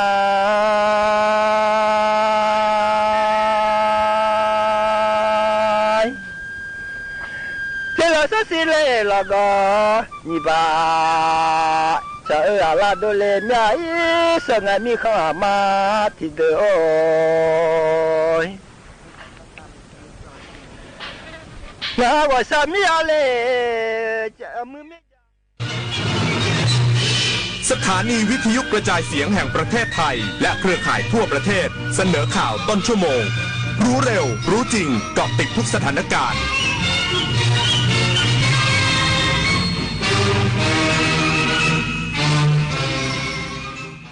ฟังข่าวต้นชั่วโมง 22 นาฬิกากับผมบุญมาศรีมาศครับ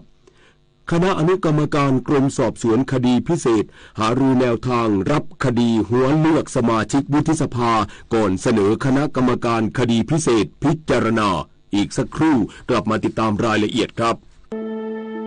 การเผาไหม้เป็นสาเหตุสำคัญที่ทำให้ PM 2.5 เพิ่มขึ้นโดยเฉพาะการเผาในเขตป่าไม้และการเกษตรโดยจะทวีความรุนแรงมากขึ้นเมื่อเข้าสู่ฤดูหนาวรัฐบาลจะมีมาตรการควบคุมพื้นที่เสี่ยงต่อการเผาใน 11 ป่าอนุรักษ์ 10 ป่าสงวนแห่งชาติและการควบคุมผู้เข้าใช้ประโยชน์ในพื้นที่ซึ่งจะช่วยยับยั้งปัญหา PM 2.5 และเป็นหัวใจสำคัญที่จะคืนอากาศสะอาดให้กับประชาชนทุกคนคนชอบตื่นเช้าฟังข่าวตอนเช้าให้ทุกเช้ามีสาระตีของร้องข่าวสื่อสารตรงถึงชาวบ้านในทุกพื้นที่ผ่านหอกระจายข่าวทั่วไทยจากการจับมือกันแน่นของกรมประชาสัมพันธ์และกระทรวงมหาดไทยออกอากาศทุกวันเวลา 6:30 น.ถึง 6:45 น.ในรายการข่าวยามเช้า FM 92.5 เมกะเฮิรตซ์ทางสถานีวิทยุกระจายเสียงแห่งประเทศไทยและเครือข่ายทั่วประเทศจะเป็นผู้สูงวัยที่ช็อตหรือจะเป็นผู้สูงวัยที่ชิลใช้จ่ายสบายในบ้านปลายชีวิตอยู่ที่คุณแล้วล่ะค่ะรับเงินมาทำบัญชีจดรายรับจดรายจ่ายจดเงินคงเหลือสิ้นเดือนสรุปยอดบัญชีครัวเรือนหรือบัญชีรายรับรายจ่ายจัดทำง่ายลดค่าใช้จ่ายที่ไม่จำเป็นรู้สถานะทางการเงินเพื่อวางแผนการใช้จ่ายอย่างเหมาะสมและเกิดการออมอย่างยั่งยืนเริ่มได้ตั้งแต่วันนี้เตรียมพร้อมก่อนสูงวัยจดไม่จนถ้าเราไปบริจาคเลือดมันจะดูเท่และถือเป็นการทำบุญด้วยไหม ถือเป็นบุญใหญ่เลยล่ะคิดดูนะคนเราสละได้แม้แต่เลือดของตัวเองเพื่อนำไปช่วยชีวิตผู้ป่วยแบบนี้จะรอช้าทำไมรีบไปบริจาคกันเร็วช้าก่อนคือร่างกายต้องพร้อมนอนหลับให้เพียงพอก่อนไหมล่ะได้เลยงั้นเจอกันที่ศูนย์บริการโลหิตแห่งชาติสภากาชาดไทยนะบริจาคโลหิตมั่นใจปลอดภัยคณะอนุกรรมการกรมสอบสวนคดีพิเศษหารือแนวทางรับคดีหัวเลือกสมาชิกวุฒิสภาก่อนเสนอคณะกรรมการคดีพิเศษพิจารณาหลังพบข้อมูลเชื่อได้ว่ามีการกระทำความผิดทางอาญาจริง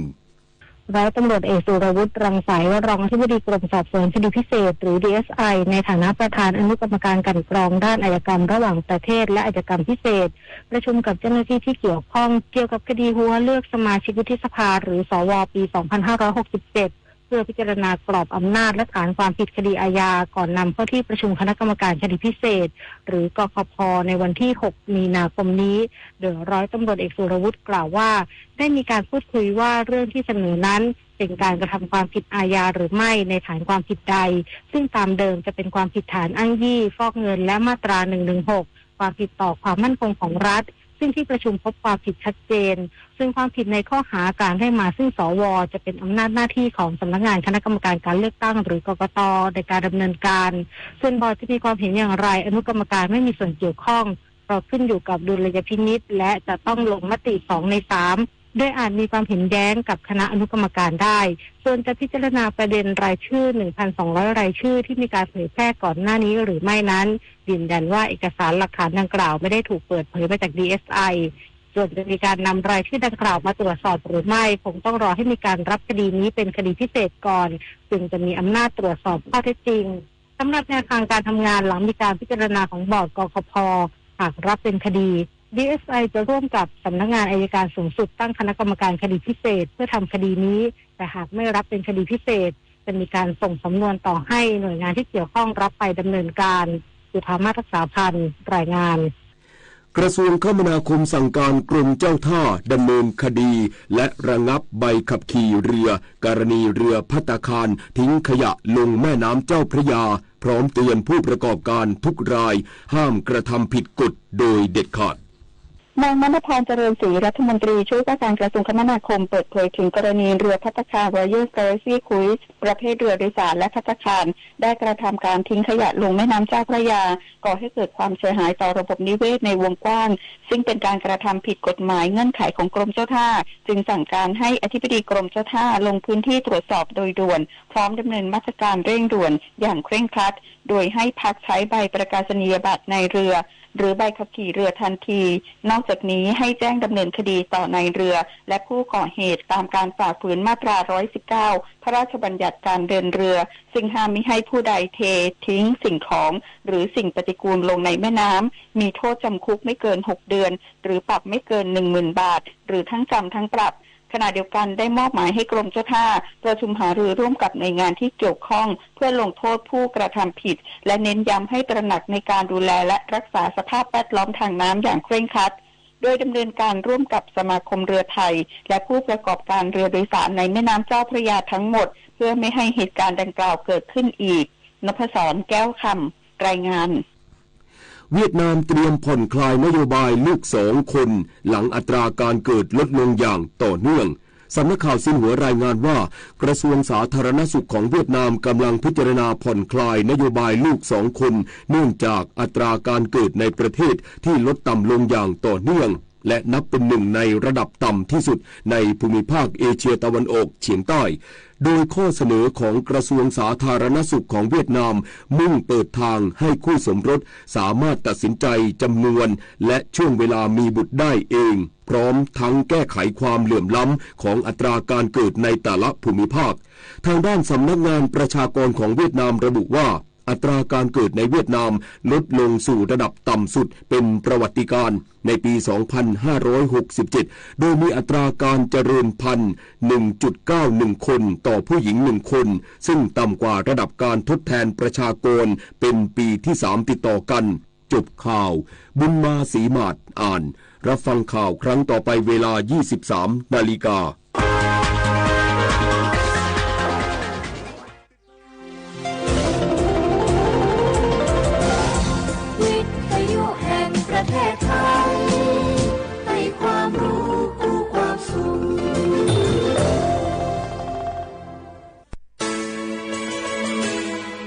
ถานีวิทยุกระจายเสียงแห่งประเทศไทยจังหวัดเชียงใหม่ AM 1476 กิโลเฮิรตซ์สถานีวิทยุภาคภาษาชาติพันธุ์แห่งเดียวในประเทศไทยที่มีความทันสมัยเชื่อถือได้สร้างอัตลักษณ์กลุ่มชาติพันธุ์สู่สากลนกกระดาษจากทั่วภูมิภาคที่คนไทยทุกคนช่วยกันพับขึ้นมาส่งไปแจกจ่ายให้กับพี่น้องชาวไทยใน3จังหวัดภาคใต้ย้อนกลับไปเมื่อปี 2547 รัฐบาลในสมัยนั้นมีแนวทางยุติความรุนแรงด้วยการเชิญชวนคนไทยทั่วประเทศพับนกกระดาษกว่า 62 ล้านตัวนำไปโปรยจากเครื่องบินสู่พื้นที่3จังหวัดชายแดนใต้เพื่อเป็นสัญลักษณ์ถึงการรวมพลังของคนทั้งประเทศที่ได้ส่งแรงใจให้กับคนในพื้นที่จังหวัดชายแดนภาคใต้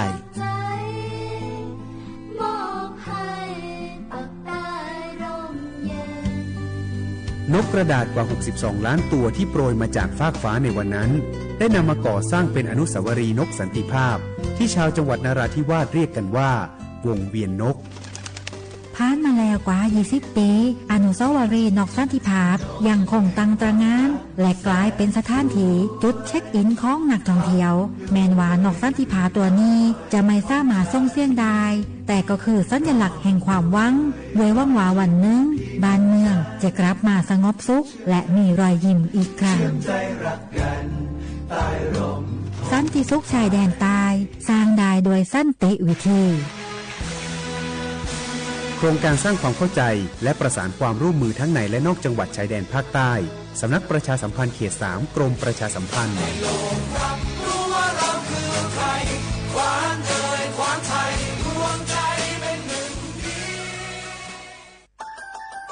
สปสช.ชวนคนไทยทุกคนทั่วประเทศใช้แอปเป๋าตังเช็คสิทธิประโยชน์รับบริการป้องกันโรคตามกลุ่มวัยเพื่อลดความเสี่ยงการเจ็บป่วยโดยเลือกเมนูกระเป๋าสุขภาพเลือกสิทธิสุขภาพดีป้องกันโรค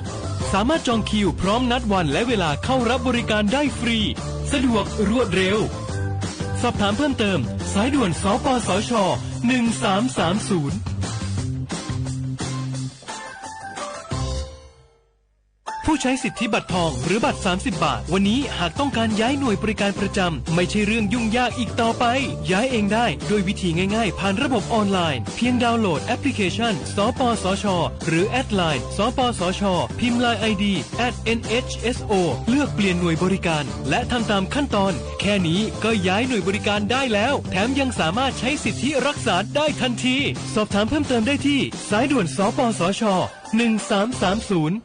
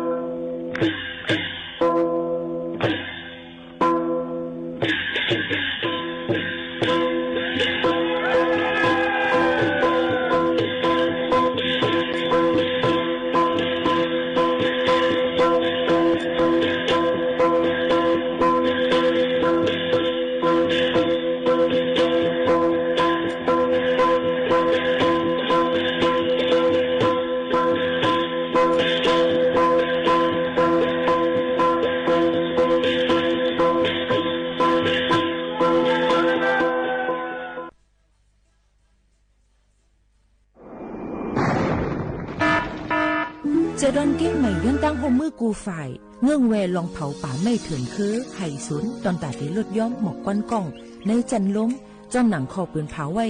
หนังฮือเตกุ้มทิ้งลองเผาในหลายๆพื้นปีรวยอ่ำปันเผาสังเสอิดตาที่เฮ็ดเฮาจันล้มอ่ำวิกหมอกก้อนกล้องก้อนโม PM 2.5 เตเอาในวันที่1เดือน1 2สิงหาปากปลาย68ต่อถึงวันที่15เดือน5 2สิงหาปากปลาย68สั่งว่าหลูไล่เผาในจึงเตไล่ล่มเส้นหมายย้อนขว้างตีแอปพลิเคชันไฟล์ดีเลยอยู่ค่ะสังป่นเป็นเดญ่าตามตุกคอกแลไม่ตามเงินอ่ำป่น2เหงหาปากวัดอ่ำนั้นตั้ง2อันเก้งใหม่ปันเฮียงดาได้ใจเทคโนโลยีดาได้เพียวกวยอยู่ยุกยักแลไม่ดอกในให้ในสวนหนังหือลองเผาป่าไม่เตลดย้อมและเฮ็ดให้สภาวะฟิงตื้นเป็นจึงสลีดากยินยาวข้าวหิงสังทั่วพันลองเผาในปืนตีหามเผาอ่ำนั้นทั่วพันคนเฮ็ดพิษกับสืบตึงลาดกว่าเลยดี0531128808อ่ำนั้น191ไหล่24ชั่วโมงค่ะ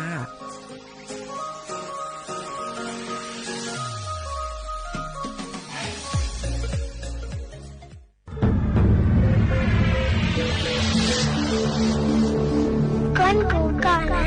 อยากลงมาแล้วเราคือ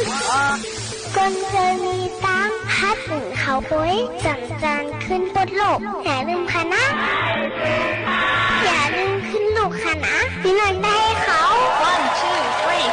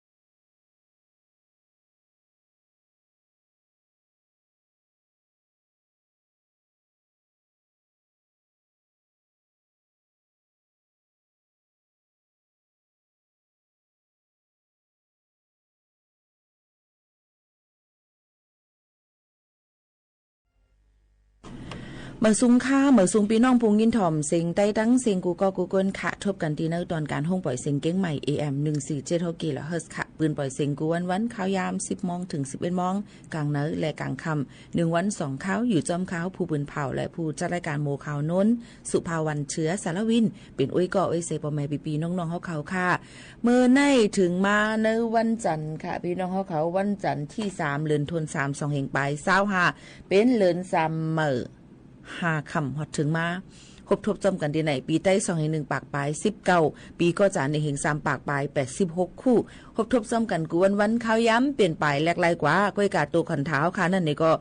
จะบ่เต็นหนุ่มมาค่ะเนาะก็ติเท่ามาจอมหนังข้าวย้ำกับปานกับมือกับวันกับเหลือนกับปีมันนั่นยาวย้อนวันนั้นแลมือพองเฮาค่ะถึงมีลมถวยเจออยู่นั่นเลยจึงคึงปองให้สร้างเฮอมันหลีเสอ่อนต้อนเสเก่าเฮอขึ้นใหญ่เตื้อต้อนกันกูก็กูก้นแหละให้อยู่ลีกินหวานค่ะเนาะจะให้อยู่ลีกินยาย้อนเปิดว่าย้อนเปิดสั่งหลังในเพราะว่าเฮาใครอยู่ลีนั่นในจึงกูสำเซนเปิงก็มันก็เตลีค่ะคว้างบันขาเรือน4ใหม่พี่น้องเขาย้อนน้อมค่ะข้าก็กลุ่มกวางปูกังปลาเนี่ยค่ะเนาะเรือน4ใหม่ยินชมขอบใจค่ะที่หมอกลาดปันกันค่ะเนาะค่ะพบทบจ้อมกันเย้าเนี่ยค่ะเนาะก็อย่าลืมค่ะในตอนการเฮาค่ะในเนี่ยค่ะพี่น้องเขาก็เตปืนปล่อยเสียงกว่าตั้งเรดิโอออมล้ม AM 1476กิโลเฮิรตซ์ค่ะเย้าก็ปืนปล่อยเสียงกว่าตั้งแฟนเพจ Facebook สวทเก้งใหม่ AM 1476กิโลเฮิรตซ์ค่ะเย้าหรือเสดัดอำกายังปืนปล่อยเสียงมาดังไลฟ์ตั้ง TikTok อย่าไลฟ์หลายตีหลายตั้งจ้อมนะคะยันปนั้นออนแอร์ออนไลน์กว่าพร้อมกันเดี๋ยวก็ซึ่งในคณะพี่น้องเขาปืนปล่อยเสียงกว่าพร้อมกันซึ่งไหนเคยพี่น้องเขานั้นมีลองตั้งเลยถ่อมข่าวเงากันจ้อมกันที่ไหนเจ้าหนังไหนค่ะออนตั้งในนะคะมาถ่อมด้วยข่าวเงาฟิงฟ้าราศีกันก่อนค่ะเก้งใหม่ก็ใหม่ค่ะกลางวันก็ตีมึงก็ตีโมเสียมกาไว้วันมาตีไม่ถึง39ถึง40องศาดีกรีค่ะพี่น้องเขาฟังกันไว้จ้อมในนั้นค่ะเลยลองตั้งไปอยู่หลีเขาค่ะย้อนเพราะว่าลองตั้งลมไม้ในแต่เขามาตั้งปอดของจึงไทยในสีในนั่นข่าวกลางวันก็ตีไม่มังปืนตีก็ตีไม่เฮียงย้อนปนนั้นเลยย้อนให้ปอแม่พี่น้องเขานั่นดูล้อมตัวถึงป้ายอยู่ลีกันในนั่นค่ะย่อก็เงื่อนเวเหตุการณ์ที่กลางป่างอันนั้นก็ตักแหลดที่ไหนค่ะเราก็กล่าวว่าเป็นเหตุการณ์การก่อสร้างการให้การส่วนบางอันมานั่นเดี๋ยวก็ตีเลยฟังกันไว้นั่นค่ะเนาะก็พอแหลดไม่หนาแล้วก็ให้ลือใจกันก่อนกูเป็นลมเป็นเรื่องในนั่นค่ะพี่น้องเขาค่ะกูอยู่อำดีกินอำหวานกูคุณนางแตกเลือดเจียมเจ้าในค่ะเนาะกวยกาป้อกาดด้วยตั้งป๊อดจานอำนั้นก็ผักไตตั้งเมืองจึงไทยนั่นในจึงเดจางเฮ็ดให้ฝนลมเข้ามาหลายปืนตีค่ะเฮ็ดให้ฝนตกลมแห้งก็ปืนนั้นพี่น้องเขาก็ถูกได้ไว้ฟังกันจ้อมในนั้นมาฝากเตือนถึงพี่น้องเขาในนั่นค่ะกูก้นนั่นค่ะน้อยก็ฟินฟ้ามันก็เปลี่ยนไปแลกไล่กว่านึงวันก็จือจางเปลี่ยนหลายข้าวให้แล้วค่ะเฮียงกำขามตัวคันตีอ่ำจังกำขามเลยเต็มทนก็จังเป็นไรอันนี้ก็เอามาฝากตวนถึงพ่อแม่พี่น้องเขากูกนทั้งหมดทั้งเสียงค่ะเนาะพี่น้องเขาค่ะมาตัวเทียงในนั่นค่ะพี่น้องเขาค่ะก็ตีเลยหันว่าตั้งเก้งใหม่นั่นในค่ะเนาะตีเลยหันเปิ้นมาแอลเลกันในค่ะเนาะแอลเลเซอัมกาในนั่นค่ะพี่น้องเขาก็ตีเลยหันว่ามีลูกอ่อนกุนไตเฮาค้าในค่ะกว่าสื่อหมักโหตีตั้งปอยหลวงตั้งวัดเจดีย์แม่ครัวแม่แฟกเจดอนเก้งใหม่ค่ะเนาะเยี่ยวก็กว่าสื่อหมักโหในกาขันมันก็1ปักด้วยหนังเก่าค่ะก็กากับปันเปิ้น89วัตต์หรือเสือนั่นมาในนั่นก็เปิ้นก็วางเงินอ่ำเต็มเนี่ยเอามาโหมากกว่าในก็กะลัดปันแทงโหนาเขานั่นเสียขึ้นมาเฮ็ดให้เอามีดิดมาแต้งเสือก้นอันเป็นปอก้าปอขายมาโหนั่นเลยค่ะในก็ขึ้นชื่อว่าพี่น้องไทยใหญ่เป็นพี่น้องแห่งการยันมึงมันได้เป็นว่าไทยใหญ่ในค่ะเนาะก็ติเลยว่าไต้เฮาขานั่นขายย้อนเพิ่นนั่นแหละแต่เฮ็ดอีสังในค่ะอย่าไปเฮ็ดจ้ำตันนาอารมณ์ดีตัวเจ้าเก่ามันเปลี่ยนว่าเก่าฮัดเก่าให้เก่าหานย่อก็เฮ็ดฮอดลงกว่ามันเสียชื่อเสียงค่ะเนาะปลาเน่า1ตัวเน่าทั้งซาทั้งซองค่ะพี่น้องเขาย้อนเพิ่นนั่นแหละค่ะพี่น้องเขานั้นฟังกันไว้ทิ้งสมาธิตั้งมั่นให้ลีสติสมาธิตูเจอไฮลีเนี่ยค่ะเยาก็ย่ำพองตะเหลวเป็นพองย่ำอันตีเปิ้นกวัดล่างเพียวมวยเป็ดยาเมากำเพียวมวยเป็ดลองก้นมีวัดไว้เต็มทวนมีวัดไว้เอาเหตุการณ์ถูกแมนตีแมนตั้งมันเสริมฉะนั้นเปิ้นก็ตียอบกว่าตั้งนำตั้งหลายเป็นพุงเป็นเกลียวค่ะก็เปิ้นนั้นพี่น้องเขาก็ถูกดีเลยไว้ฟังกันในนั้นค่ะเยาก็อย่าไปเฮ็ดให้จ้า ตู้จะเลิกเครื่องมึกลำหลังจำเจ้าไหนค่ะเนาะกูสำแสนเปิงในอย่าไปเฮ็ดเนี่ยยันเผื่อว่าเฮาคาหรือเลยฟังอยู่ฟังกินกันเดี๋ยวก็อยู่เฮามันถูกแม่นจำหนังปักเปิงหมายมีในนั่นค่ะอันนี้ก็คัดจะเอามาฝากฟังไว้ปันบ่แม่ปีๆน้องๆเขาค่ะเนาะสักเอ2อันนี้ก็เฮ็ดให้เอาเนี่ยค่ะเนาะสั่งเจอให้ไปกว่าเหตุการณ์ต่างมิ้วค่ะในนั่นค่ะยันเปิ้นนั่นแหละอย่าไปมาให้มึงเปิ้นเนี่ยค่ะเขามึงเปิ้นก็ดูเลยฟังเดี๋ยวก็ดูเลยหมออยู่หมอกินอำจะว่ามาเหตุการณ์ให้จึงไหนในนั่นค่ะมันตีจังหยับในนั่นค่ะพี่น้องเขาอันนี้ก็คัดเจอเอามาฝากปันพ่อแม่ปีๆน้องๆเขากูก็กูก้นในนั่นค่ะเอาพี่น้องเขามาฝากตอนถึงกันเจ้าหนังไหนค่ะยก็เทียงลองนึงนั่นในนั่นค่ะเนาะพี่น้องเขาย่ำพองแต่เหลือปนก็ยังตึกกดจัดกดทัดด้วยอย่าไปจู่ตุ่มกันก้นขึ้นควันน้ำค่ะยก็ยังติดวิเจ้าหน้าที่หลายๆฝ่ายเข้ากดจัดด้วยองตีเหตุการณ์องตีอยู่ด้านเศร้าหลายๆตีหลายๆตั้งค่ะเนาะหนังหือปอตีเฮามันอยู่ให้มันบ่ถูกแม่นแลพี่ปักเปิงหมายมีก็เปิ้นนั้นเฮาค่าก็รู้ได้ฟังกันไว้เต้ๆไหนนั่นค่ะพี่น้องเขาค่ะเนาะพี่น้องเขาอย่าลืมค่ะนะอันนี้ใครย้อนฝากฟังไว้ปั่นกูก็กูกวนว่ารู้เลยหมออยู่หมอกินแต่เหลียวเปิ้นก็ได้มีเจ้าหน้าที่เปิ้นเข้ากดจัดกดทัดด้วยหลายๆตีหลายๆตั้งไหนค่ะนี่ก็มาฝากตอนจู้ถึงกูก็กูก้นเจ้าหนังไหนค่ะเนาะพี่น้องเขาค่ะฝากตอนจู้ถึงกันเจ้าหนังไหนค่ะเนาะหรือหรือใจถ่อมด้วยเพ่งความกันก่อนมีพี่น้องเขาย้อนกันเข้ามาเพ่งความเพราะว่าเมห้างในความไผ่ห้องไว้ค่ะเพราะว่าเมห้างในไผ่ห้องไว้ค่ะหาด้วยก่อนขนาดตรงที่มีก่อมหูค่ะนะพอย้อนเพ่งความมาในเดี๋ยวมาจื้อความมันให้ถูกเมียนโยก็เฮาตีเลยว่าเฮาก้นห้องมันก็ป้าเดลีค่ะเนาะหนังคือเฮาค่ะพอดีหันนั่นเลยค่ะเนาะเพราะว่าเมห้างพองค่ะปีในความไผ่ก่อมหูค่ะตอนนี้จะเร็วอยู่ดีเลยค่ะอยู่ว่าที่ห้องปล่อยเสียงเก้งใหม่ AM 1476กิโลเฮิรตซ์ค่ะปืนปล่อยเสียงอยู่ที่จังการ49เซนตั้งประชาสัมพันธ์จังการเวงเก้งใหม่50100เนี่ยค่ะกับสืบมาเลยตีหมายโฟน0532760007กับสืบกันเข้ามาเลยค่ะเนาะเพราะว่าเมห้างเลยความไผ่ก่อมหูค่ะน้องป้อมคำหูค่ะก่อมจังเปิดปันตอนใจความนั่งหอมนุดค่ะถ่อมด้วยค่ะเนาะหรือใจกันโจแก็บกำก่อนค่ะ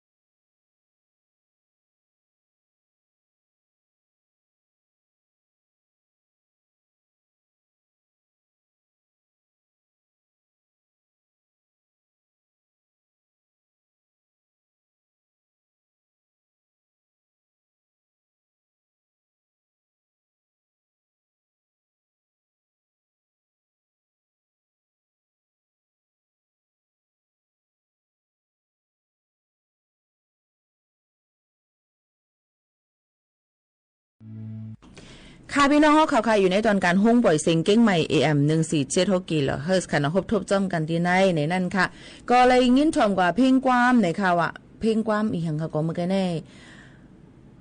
เพราะว่าอ่อนแม่ห้างในนั่นค่ะปีน้องๆเขาค่ะก็ย้อนกันเข้ามาค่ะเนาะก็ยินโจมขอบใจเต้ๆในนั่นค่ะ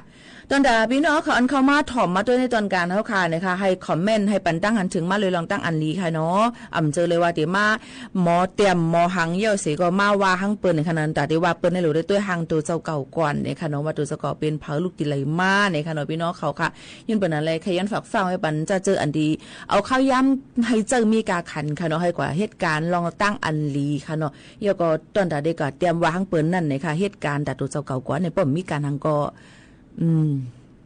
หาเฮ็ดทางมิ้วๆในค่ะเนาะพี่น้องเขาค่ะขยันฝากไว้ปั่นในค่ะเนาะพี่น้องเขาค่ะเดี๋ยวก็ข่าวเงาก็ได้เลยหันค่ะกำนำก็ได้เลยหันว่านะคะย่ำพ่องแต่เหลียวก็ตั้งเป็นในก็เดินนำเหลืองนะมาได้เป็นตั้งเป็นไข้หวัดใหญ่มาได้เป็นตั้งเป็นโควิด19มาได้เป็นตั้งเป็นอันเข้ามาหลายๆอันมาได้เป็นลองบอกก้อนกองก้อนโม PM 2.5จำเจนก็เฮ็ดเธอเป็นเคยๆใหญ่ๆค่ะย้อนปานนั้นพี่น้องเขาก็ถูกได้รู้ล้อมตัวถึงป้ายอยู่หลีพ่อแม่ปีๆน้องๆเขาจอมนั้นคัดเจอเอามาฝากไว้ปันพ่อแม่ปีๆน้องๆเขาหน่อยนั่นค่ะเดี๋ยวก็เลิน3อิงเกรดในนะคะแต่มีวันเหตุการณ์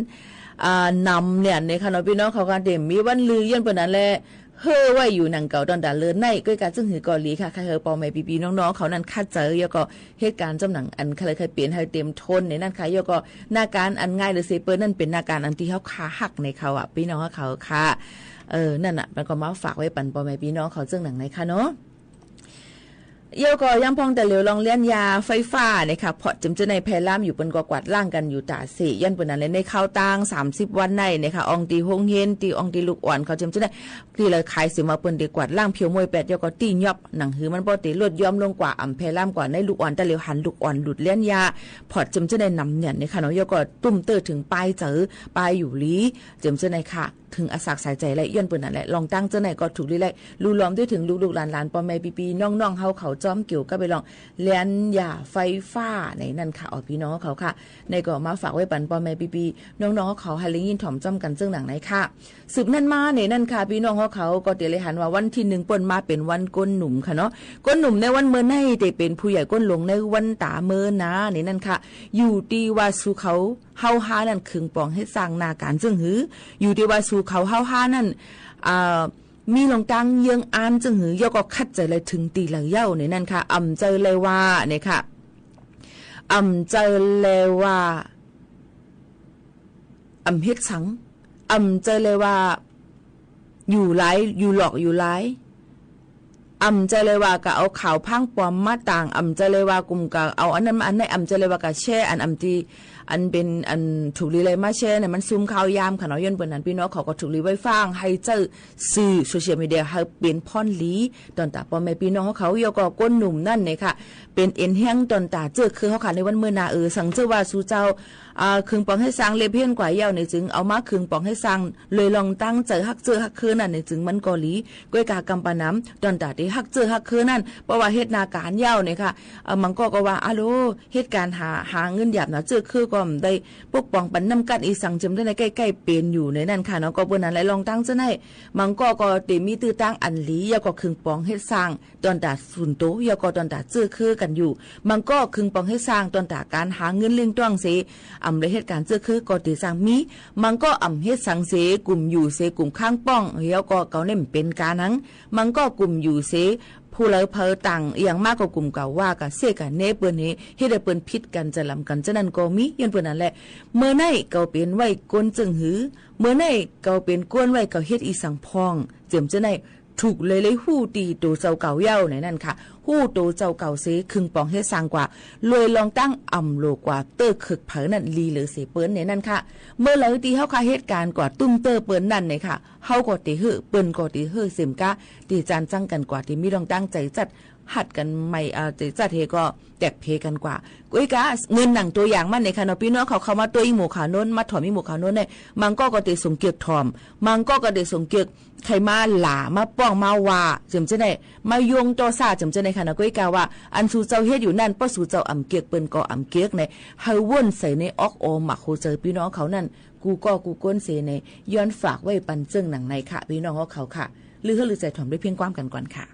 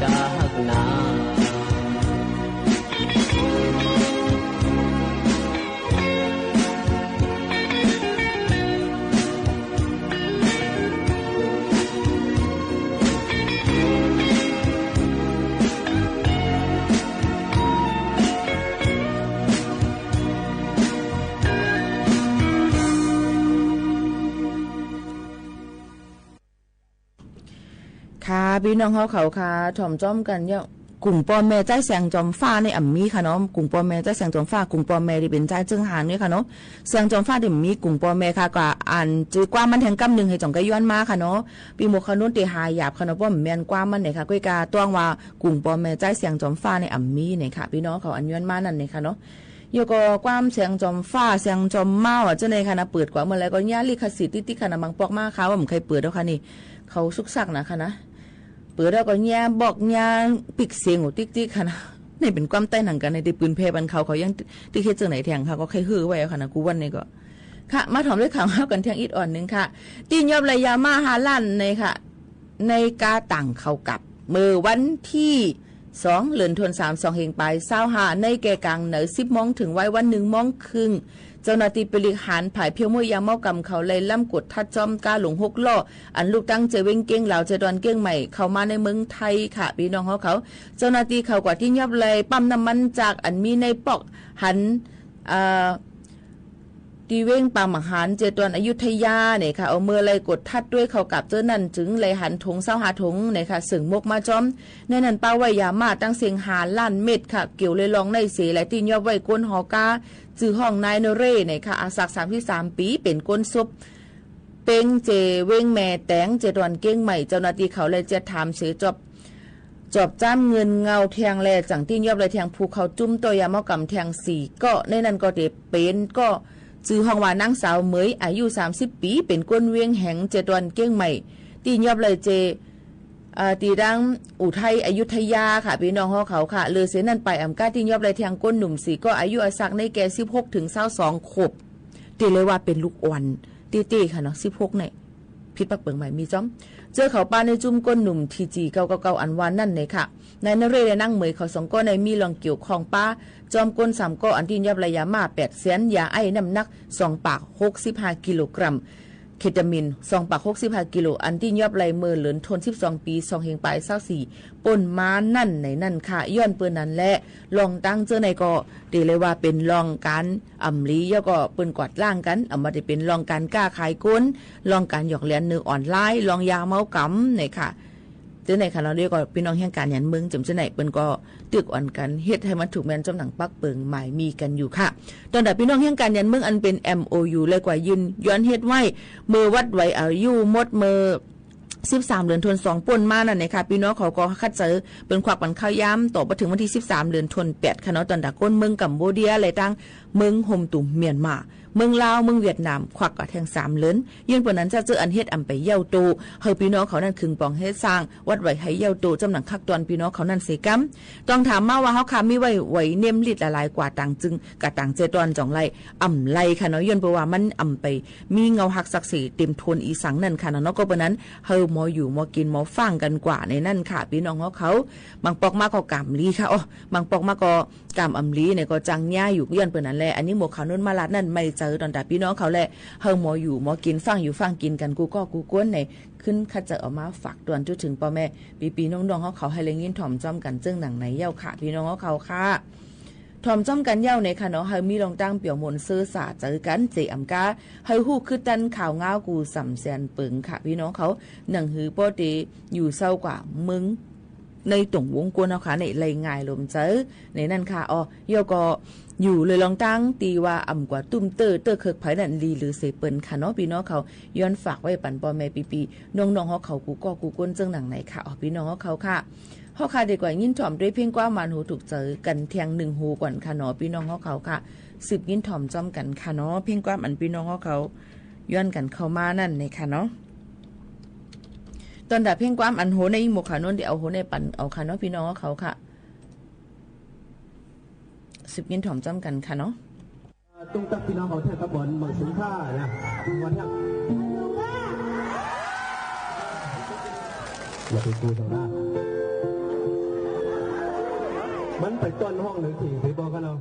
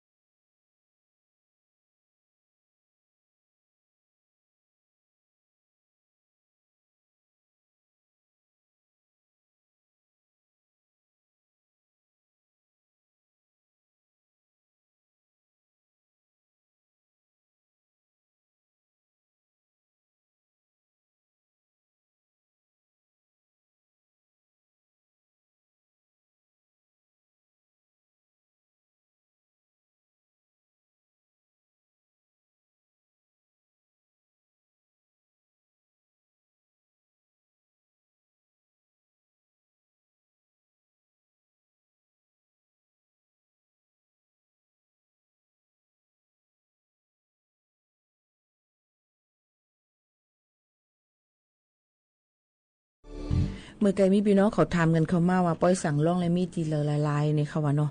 ก็เดเลยว่ากำนำตาเหลียวในสื่อโซเชียลมีเดียเป็นมีอยู่หังผาหังมันมีอินเทอร์เน็ตมีโฟมเป็นก็ปืนปล่อยเสียงกว่าหังก้อยเป็นก็เลยมาปืนปล่อยเสียงที่ห้องปล่อยเสียงยันเป็นนั่นแหละยิ่งโมขานุ่นก็บ่ฮับฮู้เตะๆอันนี้ล่ะซื่อๆขนาดมื้อกูปลอกได้เปิ้นก็เตมาปืนมาย้อนจอยปืนเผาปันอีกนึงฮะปืนเผาปันตะเหลียวในปืนกว่าหังไผหังมันค่ะผู้เกี่ยวปางเอามังหังไผหังมันค่ะน้องจะหืมหัวมังหังไผหังมันว่ายิ่งมื้อนั้นเฮ็ดไหนก็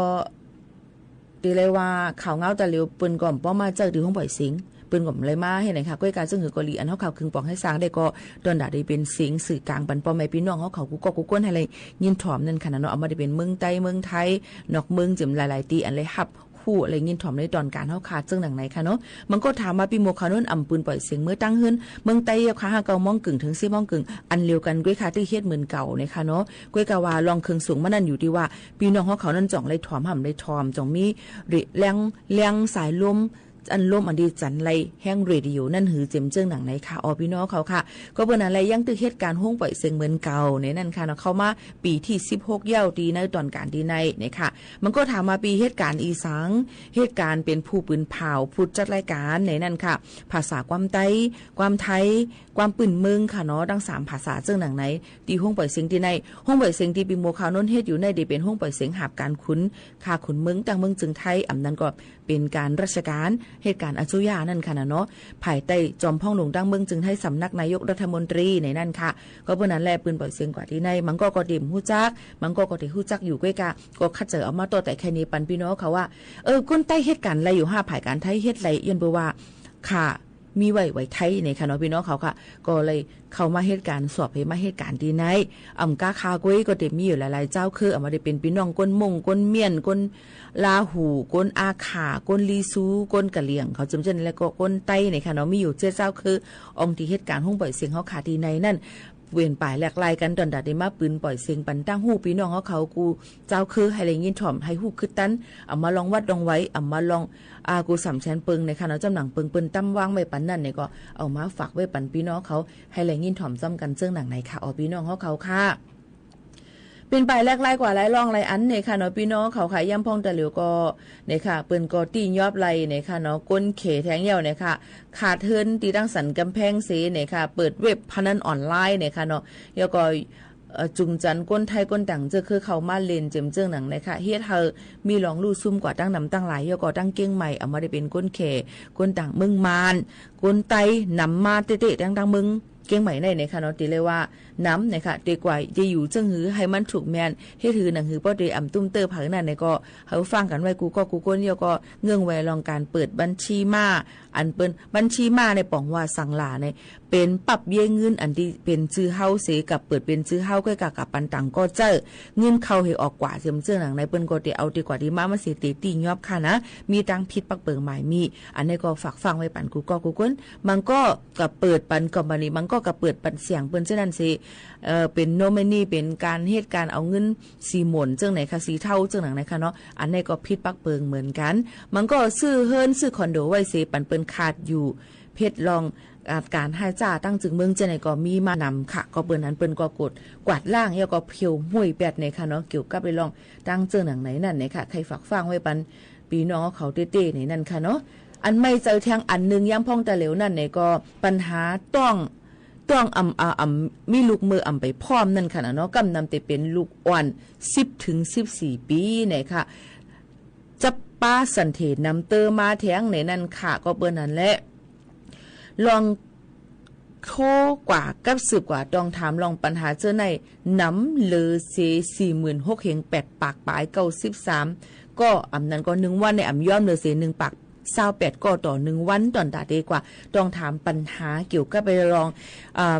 มีลูกมือไปพร้อมนั้นก็มีลูกมืออาศักตึกเล็กเจ็มเจิ้งหนังไหนค่ะลองตั้งเจ้าในก็เป็นปัญหาใหญ่ลงกับปานแต่เหลือกับปานออนไลน์โลเลยใจว่าลูกค้านี่มันเฮ็ดสังมันเล่นฟงกุ้ยในตีเตมันเขาป้อนนัดกันตั้งออนไลน์ตั้งหางเหี่ยวเนี่ยพี่น้องเขาโลเลยฟังกันไว้ซ้อมลองตั้งเจิ้งหนังไหนย่อก็ลองหยอกเล่นกันนึกออนไลน์เจิมเจิ้งก็มีลอง หยอกเรียนกันห้องกว่าจ้ำกันเนื้อออนไลน์นัดกันคินกันไว้กว่าจึงจะในก็มี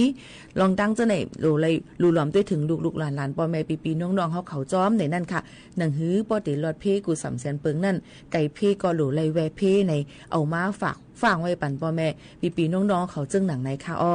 พี่น้องเขาย้อนกันเข้ามาเตาเราเน็บแอลค่ะเนาะเดี๋ยวฝากไว้ปั่นเพียงความหูในสีป้อตันคือเดี๋ยวเอาเพียงความต่างหูเอามาฝากปันเทียงแต่เหลียวยินจมขอบใจกูก้นตีไว้ข้าวยามมีกะขันมาถ่อมจำกันตีดังหุ้งปล่อยเสียงเฮาค่ะ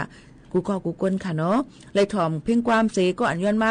ตั้งในถ่อมในก็ย้อนน้อมเหมียน้ำต่างวันมาเดี๋ยวมาเปิดปันพี่น้องเขาเลยยินถ่อมจำกันเทียงอยู่ห้างค่ะตอนด่านในวันเมื่อในข้าวหมูขานุ่นยินจมขอบใจกูก็ค่ะไม่สูงค่ะ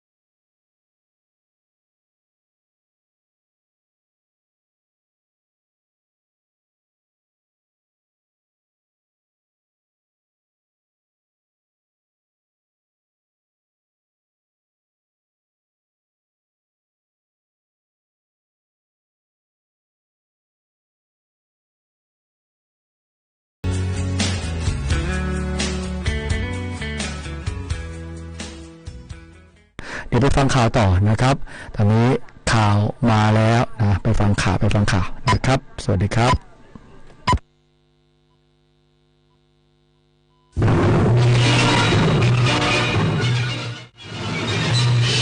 สถานีวิทยุกระจายเสียงแห่งประเทศไทยและเครือข่ายทั่วประเทศเสนอข่าวต้นชั่วโมงรู้เร็วรู้จริงเกาะติดทุกสถานการณ์